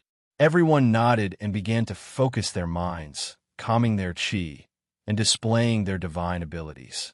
The ones in charge of Fujiwara no Chiko's 3 souls were Jin-chan from Pear Blossom Palace, Kwang-hua from Purple Cloud Palace, and Succubus from Swimming Hall. The 3 souls were the Heaven Soul, Earth Soul, and Human Soul. In Taoism, they were called the Fetal Light, Cool Spirit, and Serene Essence. They were essentially the same, but they were called differently. The one in charge of Fujiwara no Chiko's Heaven Soul was Jin-chan. As she murmured, she used her right hand to draw on the center of her left palm. As her hand moved faster and faster, a dazzling golden pattern appeared on her left palm. Kwang-hua was in charge of the Earth Soul. She closed her eyes and focused. Between her brows, a faint 5-colored radiance appeared. In the blink of an eye, a dazzling ball of light appeared on her forehead. This ball of light was the size of a soybean, and it radiated light in all directions, dazzling the eyes. Succubus formed a seal with one hand, and a faint green light appeared around her body. This green light seemed to have a mind of its own, and it slowly gathered on her sword fingers. In the blink of an eye, the green light on her sword fingers was dancing and shining incessantly. She was in charge of Fujiwara no Chiko's Human Soul. The remaining 7 were in charge of the 7 souls. The so-called 7 souls were the First Soul, Corpse Dog, the Second Soul, Concealed Arrow, the Third Soul, Sparrow Een, the Fourth Soul, Thief Seizing, the Fifth Soul, Non-Poison, the Sixth Soul, Filth Remover, and the 7th Soul, Stinking Lung. Musan, Shui Ling, Huiyan, and Tu Kuan were from the same sect as Jin-chan, so their moves were similar. Just like Jin-chan, the 4 of them used their fingers to draw different patterns on their palms, but the 5 patterns were of different colors. Jin-chan's pattern was gold, Shui Ling's was transparent, Musan's was white, Huiyan's was red, and Tu Kuan's was yellow. The white tiger extended its right hand and bent its 5 fingers slightly. A walnut-sized ball of white light appeared in the center of its palm. The white light radiated in all directions and shone brightly. Just like Succubus, the sprite ghost formed a seal with one hand. His entire body glowed with an orange light. The light flowed and gathered on his sword finger. The little Taoist boy's face was serious, but his movements were the most elegant. He first bit the middle finger of his right hand, then used his middle finger to draw in the air in front of him. Strangely enough, as his finger moved in the air, the blood on his middle finger floated in the air and formed a golden talisman pattern that was about a foot long. Golden Silkworm looked around at everyone. Seeing that they were all ready, he aimed his left hand, which was holding the golden ball, at Fujiwara Chico, who was in the center of the circle, and shouted, soul shaking. Just as she finished speaking, a golden light as thick as a bowl shot out from her hand towards Fujiwara no Chico. The remaining 9 people understood and made their moves. The 5-colored light on Kwang Hua's forehead, the green and yellow light on Succubus's sprite ghost sword finger, the 4-colored light from Mu's sun and the other 3, and the golden light from the little Taoist boy's golden talisman were all released at the same time. Swoosh! 10 rays of light shot towards Fujiwara no Chico and formed a 7-colored light barrier around her. Wong! Wong! The 7-colored light barrier started to flicker. The 10 experts all closed their eyes and focused on shaking Fujiwara no Chico's soul. Outside Pear Blossom Palace, Yifan frowned and stood there, not saying a word. He and Xiao Zhao were in charge of guarding Pear Blossom Palace. They could not let anything disturb them. Although only an hour had passed, Yifan felt as if a very long time had passed. He started to pace back and forth in front of the secret room's entrance in a restless manner. He did not know why, but he had an ominous premonition. Although the 10 people inside were all top experts, he felt that something was about to happen. "Brother Yi, what's wrong?" Xiao Zhao asked when she saw Yi Fan fidgeting. "Nothing," Yi Fan said. "I'm just a little worried." "Brother Yi, you're worrying too much," Xiao Zhao comforted Yi Fan. "The people inside are not ordinary people. Even a Daluo Golden Immortal would not be a match for them. What are you worried about?" Yi Fan nodded when he heard that. Xiao Zhao was right. Every single one of the people inside was a top-notch expert. With their help, Qianzi should be fine. "You're right." Yi Fan walked to Xiao Zhao and sat down. "Maybe I'm thinking too much. By the way, Brother Yi," Xiao Zhao looked at Yi Fan and said, "Have you thought about what you plan to do after Sister Chico recovers her memory?" "Plan?" Yi Fan thought for a moment and said, "After Chico recovers her memory, I'll take her back to the Lingyun cave and live an ordinary life." Xiao Zhao did not say anything after hearing this. She just quietly looked up at the white clouds floating in the sky. She suddenly missed the days when she and Eldritch lived in the Lingyun cave. "What are you thinking about?" Yifan asked when he saw that Xiao Zhao did not say anything. "I'm thinking about your past life." Xiao Zhao turned to look at Yifan and smiled. "Why did you suddenly think of this?" Yifan asked. "In my past life, there was only you and me in the Lingyun cave," Xiao Zhao said as she looked up at the sky. "Those days could be said to be free and unrestrained. If you were bored, you would take me out to play. If you were annoyed, you would drink with me. When you were free, you would teach me how to wield a sword." "Ha ha!" Xiao Zhao suddenly laughed as she thought about it. "At that time, you were wild and unrestrained, loyal and righteous, cynical and abhorred evil. Sometimes you were a ruthless, cold-faced killer, and sometimes you were a romantic scholar. Even Yeqing and Bai Sheng sometimes said that they could not see through you. I think only Brother Kim can understand what kind of person you are. When Chico recovers her memories, you can move back to the Lingyun cave," Yifan said. "After all, that's your home." "Haha, how is that possible?" Xiao Zhao laughed. "Now that you have a wife, why should I move back? Besides, I now have a master, so I should stay by her side." "No matter what, the Lingyun cave is your home," Yifan said. "If you have time, go back and visit more often." Xiao Zhao smiled, but did not say anything. On the other side, the 10 experts in the secret room were displaying their abilities, still reviving Fujiwara no Chico's soul. At this time, Fujiwara no Chico only felt dizzy. Her body floated, and unknowingly, she found herself in a meadow. The grass was luxuriant, and there were clusters of flowers. It was like a paradise on earth.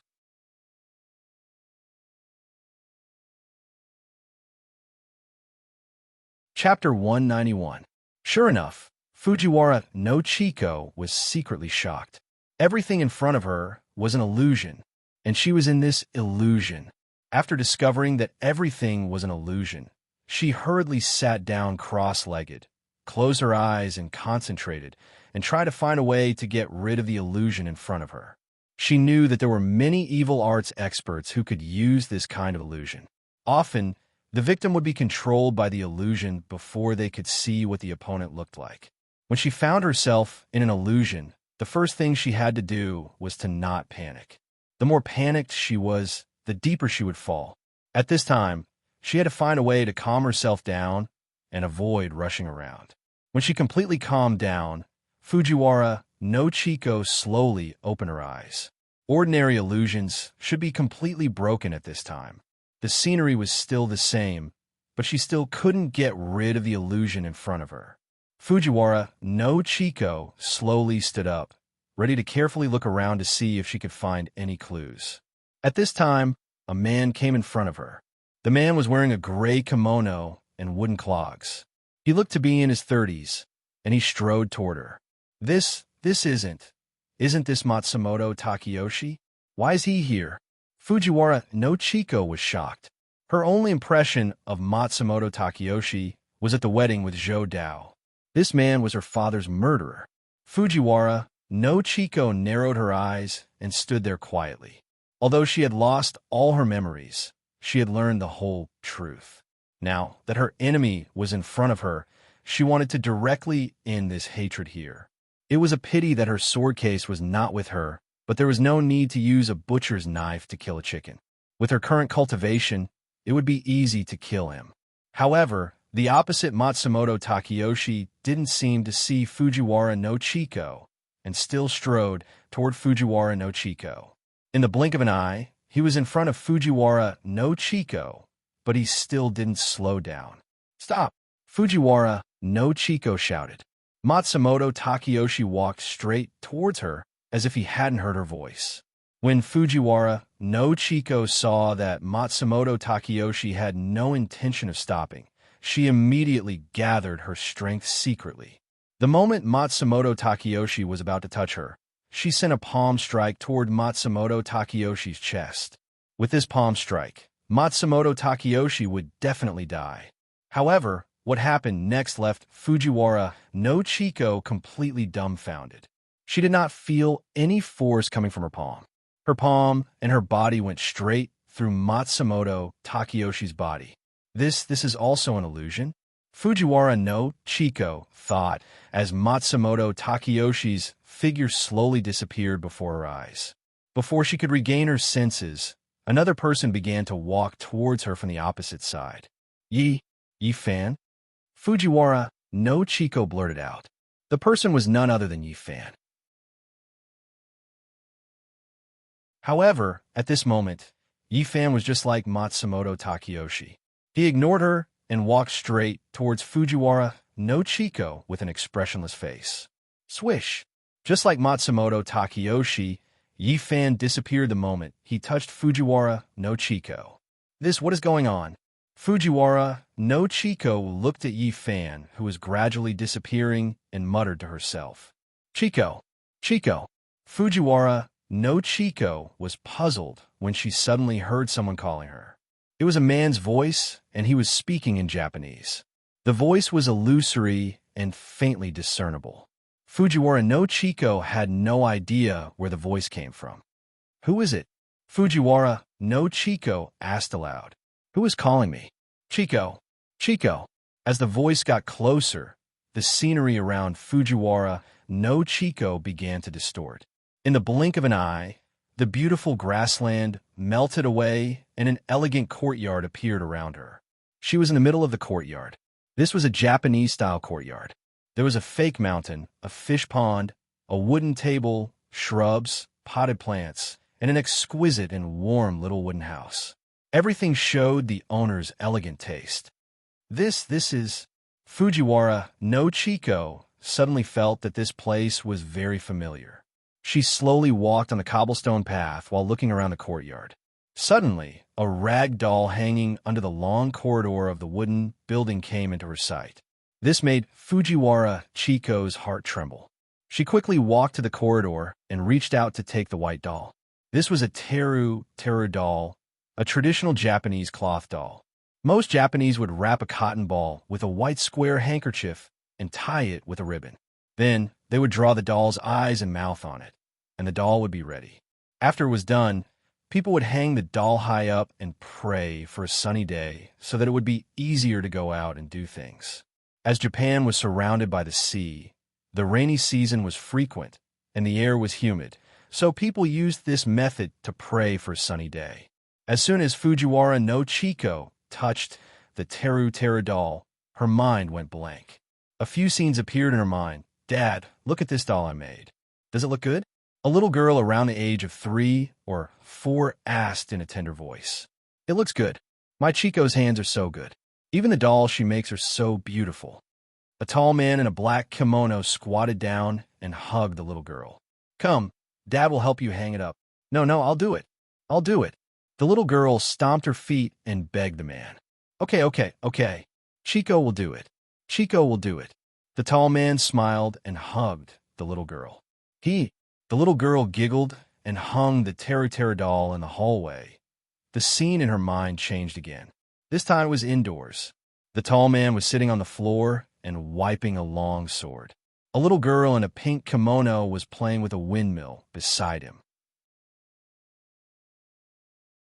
Unlike the previous scene, the little girl now looked about 7 years old. Dad, I want a sword too, is that okay? The little girl put down the windmill and ran behind the tall man. She wrapped her arms around the man's neck and asked, Chico is still young. She can't carry a sword. It'll be very dangerous. The man smiled and scratched the little girl's nose. When you grow up, Dad will personally forge a sword for you, okay? Really? The little girl's eyes lit up. When has Dad ever lied to you? The man smiled and continued to wipe the long sword in his hand. Then, Dad, what's the name of the sword you're going to forge for me? The little girl asked excitedly, as if she had really obtained a sword. In Dongying, every sword had its own name. This was a Dongying tradition. Well, the man stopped what he was doing and thought seriously for a while. Then he slapped his thigh and said with a smile, I got it. Let's call it Chiho. Chiho? The little girl tilted her head and asked with her big eyes. Yes, let's call it Chiho. The man sheathed the long sword in his hand and put it aside. Then he carried the little girl in front of him. Dad hopes that Chico will be safe and sound in the future. More than that, I hope that Chico will be righteous and do her part as a person. What do you think? Okay. The little girl clapped her hands and said with a smile, Chico will definitely listen to Dad and be a righteous person. Ha. The man laughed loudly. That's my good daughter. As he said that, he poked the little girl's little face with his mouth full of stubble. Ha. The little girl dodged and ran away. The man got up and chased after her while laughing. The scene changed once again. This time, the scene was still in the courtyard. However, it was not as beautiful as the previous 2 times. This time, the little girl sat on the ground in the courtyard and cried sadly. 2 fierce samurais held the little girl down so that she could not move. On the other side, a few samurais dragged the tied-up man out of the courtyard. What are you doing? Let go of me. The man shouted loudly. However, the answer he got was a heavy punch. Dad. The little girl cried until her lungs were torn. Her voice was hoarse. Chico. When the man heard the little girl calling for him, he hurriedly broke free from the samurai's hands and staggered to the little girl. Dad. The little girl cried and shouted loudly. Chico. Because the man's hands were tied, he had to kneel and put his head on the little girl's forehead. Chico, remember Dad's words.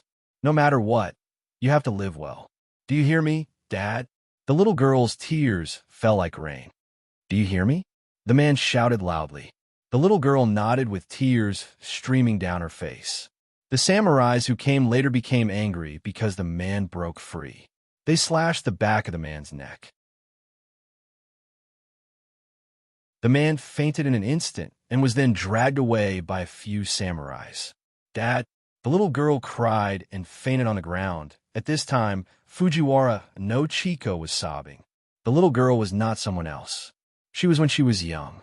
The tall man was her biological father, Fujiwara no Chiko. She finally understood why she lost all her memories and only remembered Chiho's sword. The reason was very simple. That Chiho's sword was personally made for her by her father. That sword was full of a father's love for his daughter. As for why it ended up in the hands of Ito Fumio, she did not know. All of this was told to her by Yi Fan at that time. With tears streaming down her face, Fujiwara no Chiko sat down on the steps.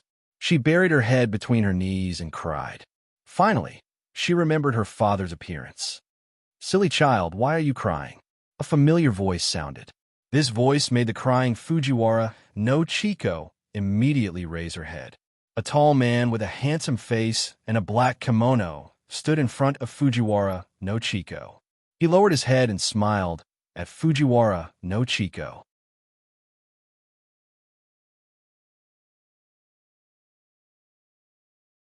Chapter 192. The middle-aged man looked at Fujiwara no Chiko with a smile. "Dad!" Fujiwara no Chiko cried and hugged Kaga Fujiwara. Who would have thought that she would hug nothing? Her arm passed through her father Kaga Fujiwara's body as if it was air. Fujiwara no Chiko was stunned on the spot. What was going on? Was her father also an illusion? However, to her relief, her father did not disappear like Matsumoto Takeyoshi and Yifan. She did not care whether this was an illusion or not. Even if it was an illusion, she wanted to be with her father. Kaga Fujiwara smiled faintly. "Silly child, Dad is no longer alive. How can you hug Dad?" "Dad, is it really you?" Fujiwara no Chiko sobbed and wiped her tears with her hand. "Aren't you an illusion?" Kaga Fujiwara smiled and shook his head. "Dad, I miss you." Fujiwara no Chiko said and cried again. "Silly girl, Dad knows." Kaga Fujiwara reached out to wipe Fujiwara no Chiko's tears. Although the two could not have physical contact, Fujiwara no Chiko still felt her father's fatherly love. "Dad!" Fujiwara no Chiko sobbed like a child. "Chiko, don't cry. Dad has something to say to you. There's not much time left." Kaga Fujiwara said. "There's not much time left?" Fujiwara no Chiko wiped her tears and asked hurriedly, "Dad, are you leaving?" Kaga Fujiwara nodded. I won't let you go." Fujiwara no Chiko said and pulled Kaga Fujiwara's hand, but she forgot that she could not touch her father at all. "Chiko, listen to me." Kaga Fujiwara said, "You are now in an illusion and it is very dangerous. If it weren't for Jin-chan and the others suppressing your soul would have already dissipated." "Jin-chan?" Fujiwara no Chiko was shocked. "Dad, how do you know about this?" "Because father has always been by your side." Kaga Fujiwara looked at Fujiwara no Chiko lovingly and said, "Always by my side?" Fujiwara no Chiko said in shock, "Father, you mean because I died unjustly, I couldn't enter the cycle of reincarnation and become a human again?" Kaga Fujiwara said. "If you want to enter the cycle of reincarnation again, you must find a substitute. But I don't want to harm people, so I've been wandering around you, following you from afar." "Father," Fujiwara no Chiko sobbed. "Why didn't you tell me this earlier? Why didn't he show up to see his daughter? You don't know how much your daughter misses you." "You don't understand." Kaga Fujiwara reached out and touched Fujiwara no Chiko's face. "Father is now in the gate of Ghost, separated from you by yin and yang. If I'm too close to you, it will be disadvantageous to you, so I can only follow you from afar." When Fujiwara Chiko heard this, tears started to fall from her eyes. She didn't expect that the father she had been missing day and night would be by her side. "Father, is it hard for you to follow me?" Fujiwara no Chiko asked while crying. "It's hard," Kaga Fujiwara said. "During the day, I have to avoid the sun and some people and places full of yang energy. At night, I have to avoid those ghost soldiers and some evil spirits.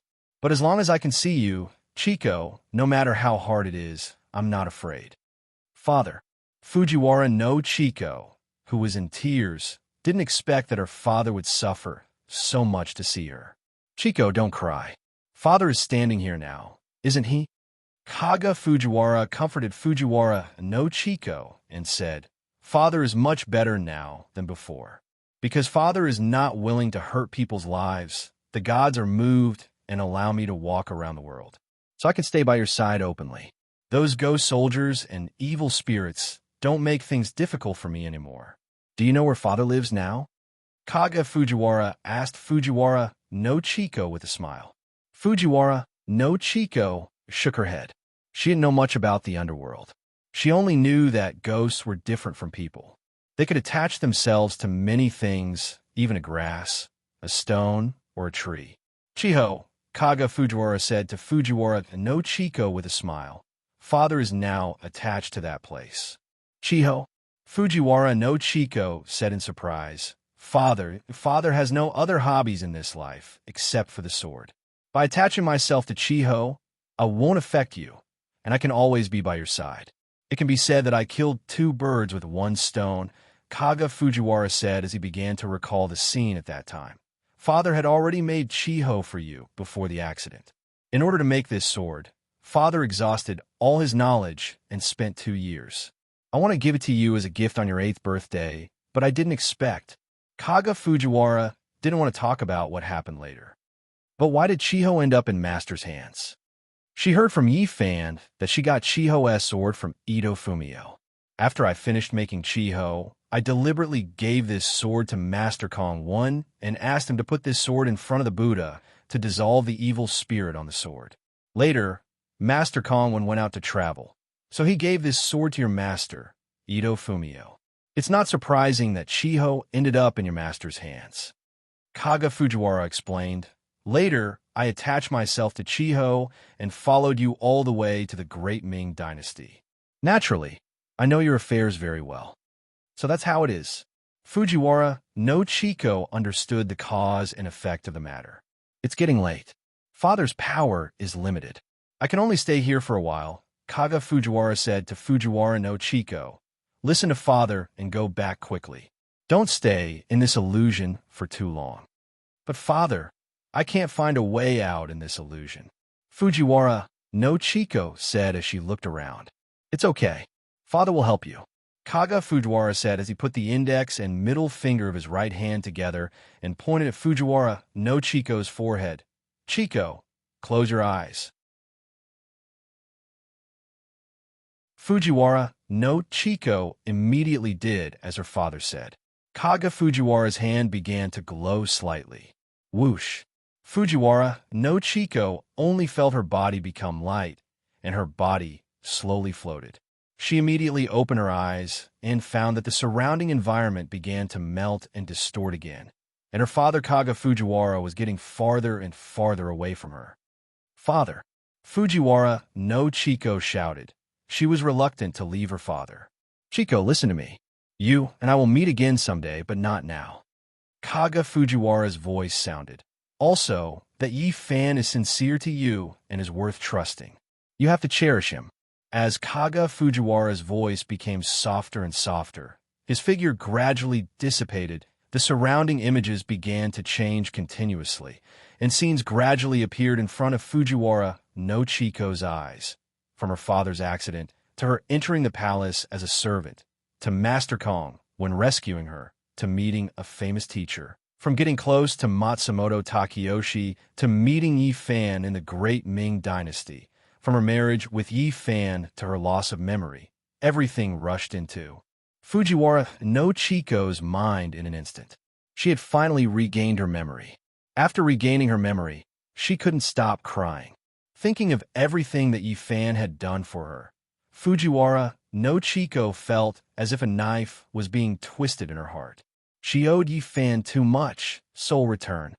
In the secret chamber, Jinshan said loudly and began to slowly withdraw her power. The remaining 9 people sitting around Fujiwara no Chico heard Jinshan's words and immediately withdrew their power. The 10 rays of light withdrew.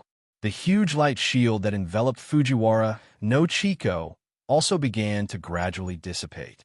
Fujiwara no Chico slowly opened her eyes.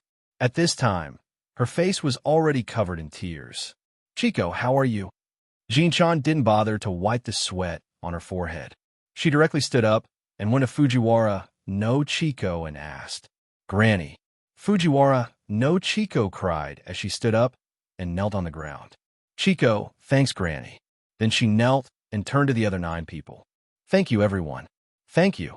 Then she began to kowtow. Thank God, you finally regained your memory. Jinshan saw and let out a long sigh.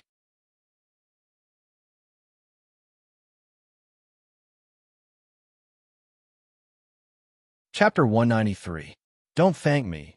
Your soul isn't stable right now, so you should pay more attention to your rest, Kuang Hua said while wiping her sweat. Speaking of which, I felt a strange presence of Inchi just now. I wonder if anyone else felt it? Succubus nodded. Yes, there was indeed Inchi. I also felt it, but this Inchi seems to be helping us. Chico, did you enter an illusion? Jin-chan asked. Fujiwara, no, Chico nodded. If I'm not wrong, this Inchi should belong to your family, right? White Tiger said as he stood up. I found that your soul is very similar to this Inchi. You're right, it's my father's soul, Fujiwara no Chico replied. No wonder, White Tiger said with a nod. Good. Now that your memory has been restored, that little brat can rest assured, Shui Ling said with a smile. I can see that he really cares about you. You being able to find someone like him, you can consider yourself lucky. Looks like my treasured sword will be found, huh? The little Taoist boy stood up from the ground with a grunt. I'm going to extort him so that he can get me a treasured sword that's similar to Master's. With that said, he began to walk out. But White Tiger stretched out his hand and stopped him. What are you doing? Little Taoist boy saw White Tiger blocking his way and asked with a puzzled expression. You're a child and you're not happy, White Tiger said with a smile. The person who wants to see Brother Yi the most right now is not you. White Tiger said as he looked at Fujiwara no Chico. It's her. Little Taoist boy looked back at Fujiwara no Chico and suddenly understood. Oh, little Taoist boy dragged out his voice. I understand. Ha! He sighed and said, it's better to be a child. Things between adults are really troublesome. Ha ha ha. Everyone laughed. Fujiwara no Chico blushed. Don't just stand there, Shui Ling said to Fujiwara no Chico. Why don't you go see the man you've been longing for? Fujiwara no Chico blushed. She stood up and bowed to everyone before running out of the door. Since the matter has been settled, we should take our leave. Wang Gui, who had always been a man of few words, spoke up. That's right. It's time for us to report back, Succubus said as he stood up. How can that be? Jin-chan saw that the two of them were about to leave and hurriedly said, no matter what, Chico is still considered half my disciple. Today, I've troubled all of you to expend your primordial spirits to awaken her soul. No matter what, I have to be a good host. Please stay for another half a day. We appreciate Granny's good intentions, Wang Gui said. However, the sect master has ordered us to immediately report back after we are done with our task. There must be no mistakes. Therefore, I hope that Granny will not mind. That's not right. White Tiger said, you only need one person to go back and report. Why do you need two people? In my opinion, one of you should stay as a guest, and the other one should go back and report. Isn't this killing two birds with one stone? Besides, you should give the master a chance to thank you, right? This. Wang Gui looked at Succubus. Brother White is right, Jin-chan said. Of the two of you, one of you should stay. Let me express my gratitude to Fan Air. How about this? Succubus pondered for a moment before saying to Wang Gui, I'll go back and report back. Third brother, you stay here for now. You can go back tomorrow. How can this be? Wang Gui hurriedly said. He had always been a man of few words. He was not used to this kind of situation. I was the one who received the token. Naturally, I'll be the one to report back, Succubus said. I'll explain everything to the sect master. You can rest assured. Then all right. Wang Gui could only agree. After all, he was the third brother, and Succubus was the second brother. At this time, Yi Fan, who was waiting outside, was in a mess. It was already close to noon, but there was no movement inside. Just as he was thinking, there was a rumbling sound. The waterfall parted and the stone door opened. Fujiwara no Chico appeared at the entrance of the cave with an excited face. Behind her was Shui Ling, who had a smile on her face. Chico, Yi Fan exclaimed. Xiao Zhao immediately stood up when she saw Fujiwara no Chico. Fujiwara no Chico did not say anything. She directly left the cave and flew down towards Yi Fan. Yi Fan was anxious to know the result. He also tapped the ground and flew towards Fujiwara no Chico. The two met in the air. Yifan reached out to support Fujiwara no Chiko and slowly landed. Chiko, how are you? You have recovered. Before he could say the word memory, Fujiwara no Chiko kissed Yifan on the lips. She did not want to say anything. Or rather, she wanted to say too much. Right now, all she wanted was to be with her husband and never be separated from him. When Xiao Zhao saw this situation, she turned her head and silently left this place. Yifan only felt the fragrance in his mouth and softness to the touch. He could not help but tightly embrace Fujiwara no Chiko's waist and fiercely kiss Fujiwara no Chiko. Fujiwara no Chiko was crying and passionately responded to Yifan. After a long time, the two reluctantly separated. Your memory has been restored? Yifan held Fujiwara no Chiko's hands and asked excitedly. Fujiwara no Chiko, whose eyes were red, nodded vigorously. That's great. Yifan hugged Fujiwara no Chiko in his arms. You're finally back. Fujiwara no Chiko also hugged Yifan tightly. She had never felt so secure before. Cough, cough, cough. Jinchan coughed. When the two heard the sound, they immediately separated. Fujiwara no Chiko's face was red as she wiped her tears, but there was a smile on the corner of her mouth. Kid, you can rest assured now. Jinchan smiled as she walked in front of the two. Walking with her was the Tsuaming Hall's second protector, Succubus. Yifan thanks Grandma, Yifan said as he prepared to bow. Jinchan quickly waved her hand. I don't need to thank you. If you want to thank someone, you should thank him. He came all the way here to help you, but he didn't even take a sip of tea before leaving. Yifan thanks second protector, Yifan said as he bowed to Succubus. Chiko thanks second protector. Fujiwara no Chiko also bowed to Succubus. I'm about the same age as you, so I can't accept such a big bow. Please get up. Succubus said hurriedly. Why are you leaving in such a hurry? Fujiwara no Chiko asked. I've already done what I needed to do. The sect master still needs me to report back. Succubus said. Fan Air, send second protector back. When you see Master Chui, tell him that I asked third protector to stay behind as a host. Jinchan said. You can also thank Master Chui properly. I was thinking the same thing. Yifan said. He was telling the truth. If it weren't for the two protectors sent by Chui Ziwen, his wife's memory might not have been restored. There's no need for that. The succubus said to Yifan, it's rare for you to reunite as husband and wife. I'll go back on my own. As for Headmaster Chui, I'll convey your thanks. How can I not pay such a big visit? Yifan said.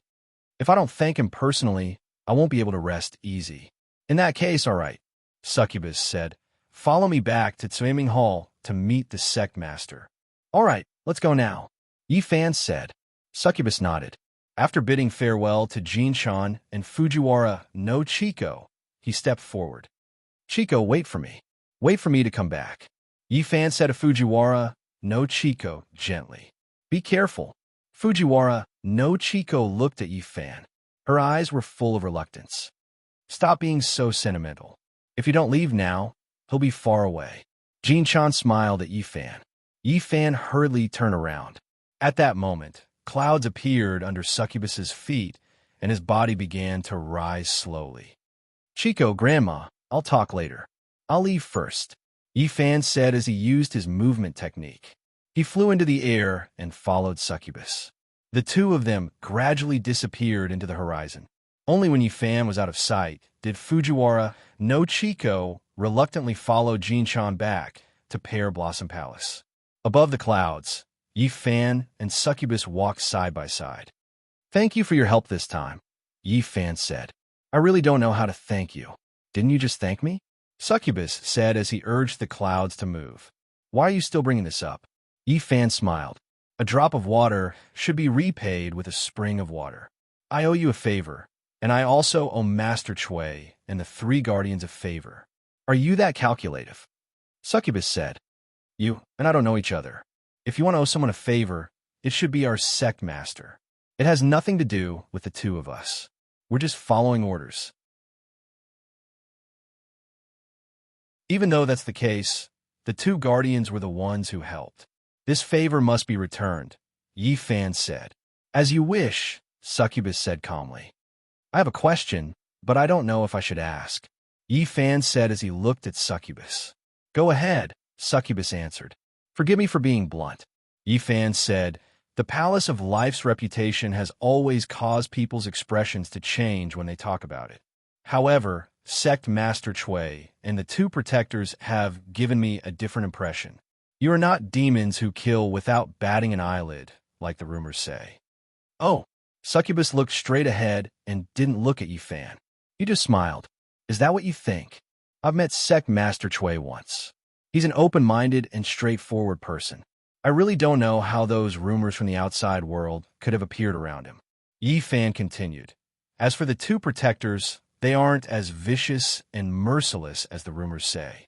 To be honest, if I hadn't seen it with my own eyes, I would have thought that you were as evil as Qi Yao.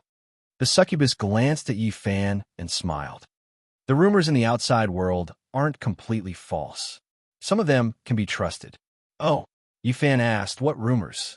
Suaming Hall has always been known for being ruthless. This is true, Succubus said. They're not lying when they're paid to do things. However, they're not like the rumors where money is paramount. Also, no one who died at the hands of Suaming Hall was innocent. They all deserve to die. As for Master Chui, I don't dare to comment. I only know that if it wasn't for the Sect Master, I'm afraid I would have.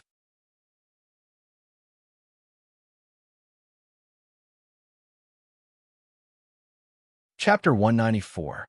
So that's how it is. Yi Fan understood the reason behind it. Although the Suaming Hall was paid to do things, it was clear that it was black and white. It was just that these things were not free. If one wanted to work for the Suaming Hall, they had to have a lot of money. In addition, the way they did things was a little harsh. As far as he knew, there was only one outcome for those who were punished by the Suaming Hall, and that was death. As for Qi Yao, Succubus sneered, he brought this upon himself. He can't blame anyone else. The sect leader arranged for him to be the leader of the four great protectors for a reason. It was so that he could restrain himself and prevent himself from falling into the devil's path. If the sect leader didn't see that he came from a poor background and had outstanding qualifications, he would never have taken him in. However, later on, he was obstinate, greedy, and lecherous. Not only did he secretly practice the devil's secret art, he even mixed with some of the devil's path. Later on, he even became dissatisfied with the sect leader. Succubus said, this time, the sect leader deliberately asked him to go to the Yi residence to help Matsumoto Takeyoshi.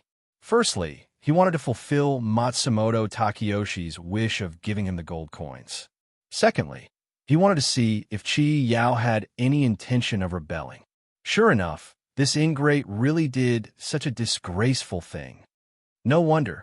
Yi Fan understood the ins and outs of the whole matter. A burst of strange laughter came from a dark cloud in the distance. I was wondering why Chui Yao didn't send anyone else to the Yi residence that day. Instead, he sent me, the disciple he didn't like. After all this fuss, there's something fishy going on. It was Qi Yao. Yi Fan couldn't be more familiar with his voice. Succubus frowned and stopped the auspicious clouds under his feet. Yi Fan also stopped. Dozens of feet away, a dark cloud drifted over. On top of the dark cloud, Qi Yao was looking at Succubus with a wicked smile. When Yi Fan saw Qi Yao, he immediately turned pale with fright. The reason was very simple. Qi Yao's right arm was still there. What was going on? Wasn't Qi Yao's right arm cut off by Father's void spirit slash in the Yi clan's ancestral home? Why would it still be on him? Could it be that this demon Qi had 3 heads and 6 arms? Yi Fan thought to himself. What is it? Qi Yao smiled as he looked at Yi Fan. Are you curious as to why my right arm has returned? Let me tell you the truth. Not to mention my arm. Even if you cut me into 8 pieces, I will still be as good as new. Yi Fan frowned. If what he said was true, it would not be easy to kill him. It seemed that he had really underestimated him. You still dare to show yourself? Succubus said coldly to Qi Yao. Aren't you afraid that the sect leader will punish you? I'm afraid, of course I'm afraid. Qi Yao smiled. That's why I'm looking for you. Why are you looking for me? Succubus said coldly. You made such a big mistake. Even if you plead with the sect leader, it's useless. Plead? Ha ha. Chiao looked up to the sky and laughed. You want me to plead with him? Dream on. Then why are you looking for me? Succubus asked. Chiao laughed. Didn't I miss you, junior apprentice sister? I came to see you, but I didn't expect you to be with this pretty boy. What, you also like him? This guy's good luck with women. He's not satisfied with a Japanese girl, and he still wants to eat from the bowl and look at the pot? Yifan didn't answer. He just narrowed his eyes and looked at the demon in front of him. He just watched quietly. What do you want? Succubus felt the murderous aura coming from Yifan. He took a step forward and stood in front of Yifan. What do I want? Humph. Chiao reached out her right hand and looked at her slender nails. Since you knew about this in advance, why didn't you tell me? Why should I tell you? Succubus replied. You brought this upon yourself. Tisk tsk. Chiao shook her head and laughed. Everyone kicks a man when he's down. I've always had feelings for you, but I didn't expect you to be such a heartless person. It seems that we're going to kill each other today. You want to fight me? Succubus raised an eyebrow and asked. Didn't Shui always praise you? Chiao laughed. He praised you for being efficient, meticulous, and diligent in practicing martial arts. In short, you're good at everything. I've always wanted to find an opportunity to learn from you and see if you're as good as he said, but I haven't had the chance for more than 10 years. Today, Chiao said, looking up and down at Succubus's curvy body. Here's my chance. You and I have known each other for many years. I don't want to make things difficult for you, Succubus said coldly. You can go. Pretend that I never saw you. Go, Chiao said with a lewd smile. You can go. If you go with me, I'll make sure that you'll enjoy endless glory and wealth. I'll even make you want to die. What do you think? I'm going to let you go because we're from the same sect. If you continue to be so frivolous, don't blame me for turning on you, Succubus said coldly. Come. Let me see what you're capable of. Chiao waved at Succubus and said, Let's see how good your soul, shocking palm, and demon-quenching blade are. If you can defeat me today, I'll have nothing to say. If you can't, Chiao smiled lecherously. You'll go with me. Succubus didn't say anything. He looked at Chiao expressionlessly and clenched his fists. Are you tired of living? Yifan said as his body flashed, and he stood in front of the succubus. If you don't want to die, get out of my sight. Oh. Chiao looked at Yifan with a cold smile. I haven't seen you for a few days, but you've improved a lot. Why? Are you interested in her too? In the ancestral home, you and I both had our eyes on that Japanese girl. Now, we both have our eyes on her. I don't know if you're deliberately going against me, or if great minds think alike. But that Japanese girl is already yours. This is my junior. First come, first served. Don't you know the rules? Yifan's lips curled, and he wanted to kill him. This is Tsuaming Hall's business. You shouldn't interfere. Succubus saw that Yifan wanted to kill him and reached out to stop Yifan. This bastard once molested my wife. I have to get rid of him today, no matter what, Yifan said coldly. I say, you're really fast. Chiao laughed. That Japanese girl has become your wife? Impressive. I'm not as good as you in this aspect, but women are just for fun. There's no need to take them seriously. Whoosh. Just as Chiao finished speaking, Succubus's body swayed, and a shadow appeared in front of Chiao. She gathered strength in her palm and aimed a palm at Chiao. Seeing this, Chiao didn't dare to delay. She raised her arm and met Succubus's palm. Pa! There was an earth-shattering sound as the two guardians' palms collided. Thump, thump, thump. Chiao was forced to take a few steps back by Succubus's palm. His face was pale, and the blood in his chest was boiling. He looked at Succubus in disbelief. He had never taken Succubus seriously. It wasn't just her. He didn't take third brother and fourth brother seriously either. He didn't expect Succubus's soul-shocking palm to be so powerful. As he thought about it, he channeled his energy to calm the blood in his chest. Not only Chiao, but even Yifan was shocked by Succubus's cultivation. He didn't expect Succubus, who was ranked second, to be able to force Chiao, the leader of the four guardians, to retreat with one palm. What do you think? How's my soul-shocking palm? Succubus asked calmly. Impressive, impressive. It's really impressive. Chiao nodded and said after she steadied herself. The soul-shocking palm lives up to its name. That Chui guy is so biased. He didn't teach anyone else this palm technique and demon-quenching blade, but he taught it to you. You're tuning in to the Warrior Lore YouTube channel. Don't forget to subscribe and join us on this journey to catch the most captivating stories.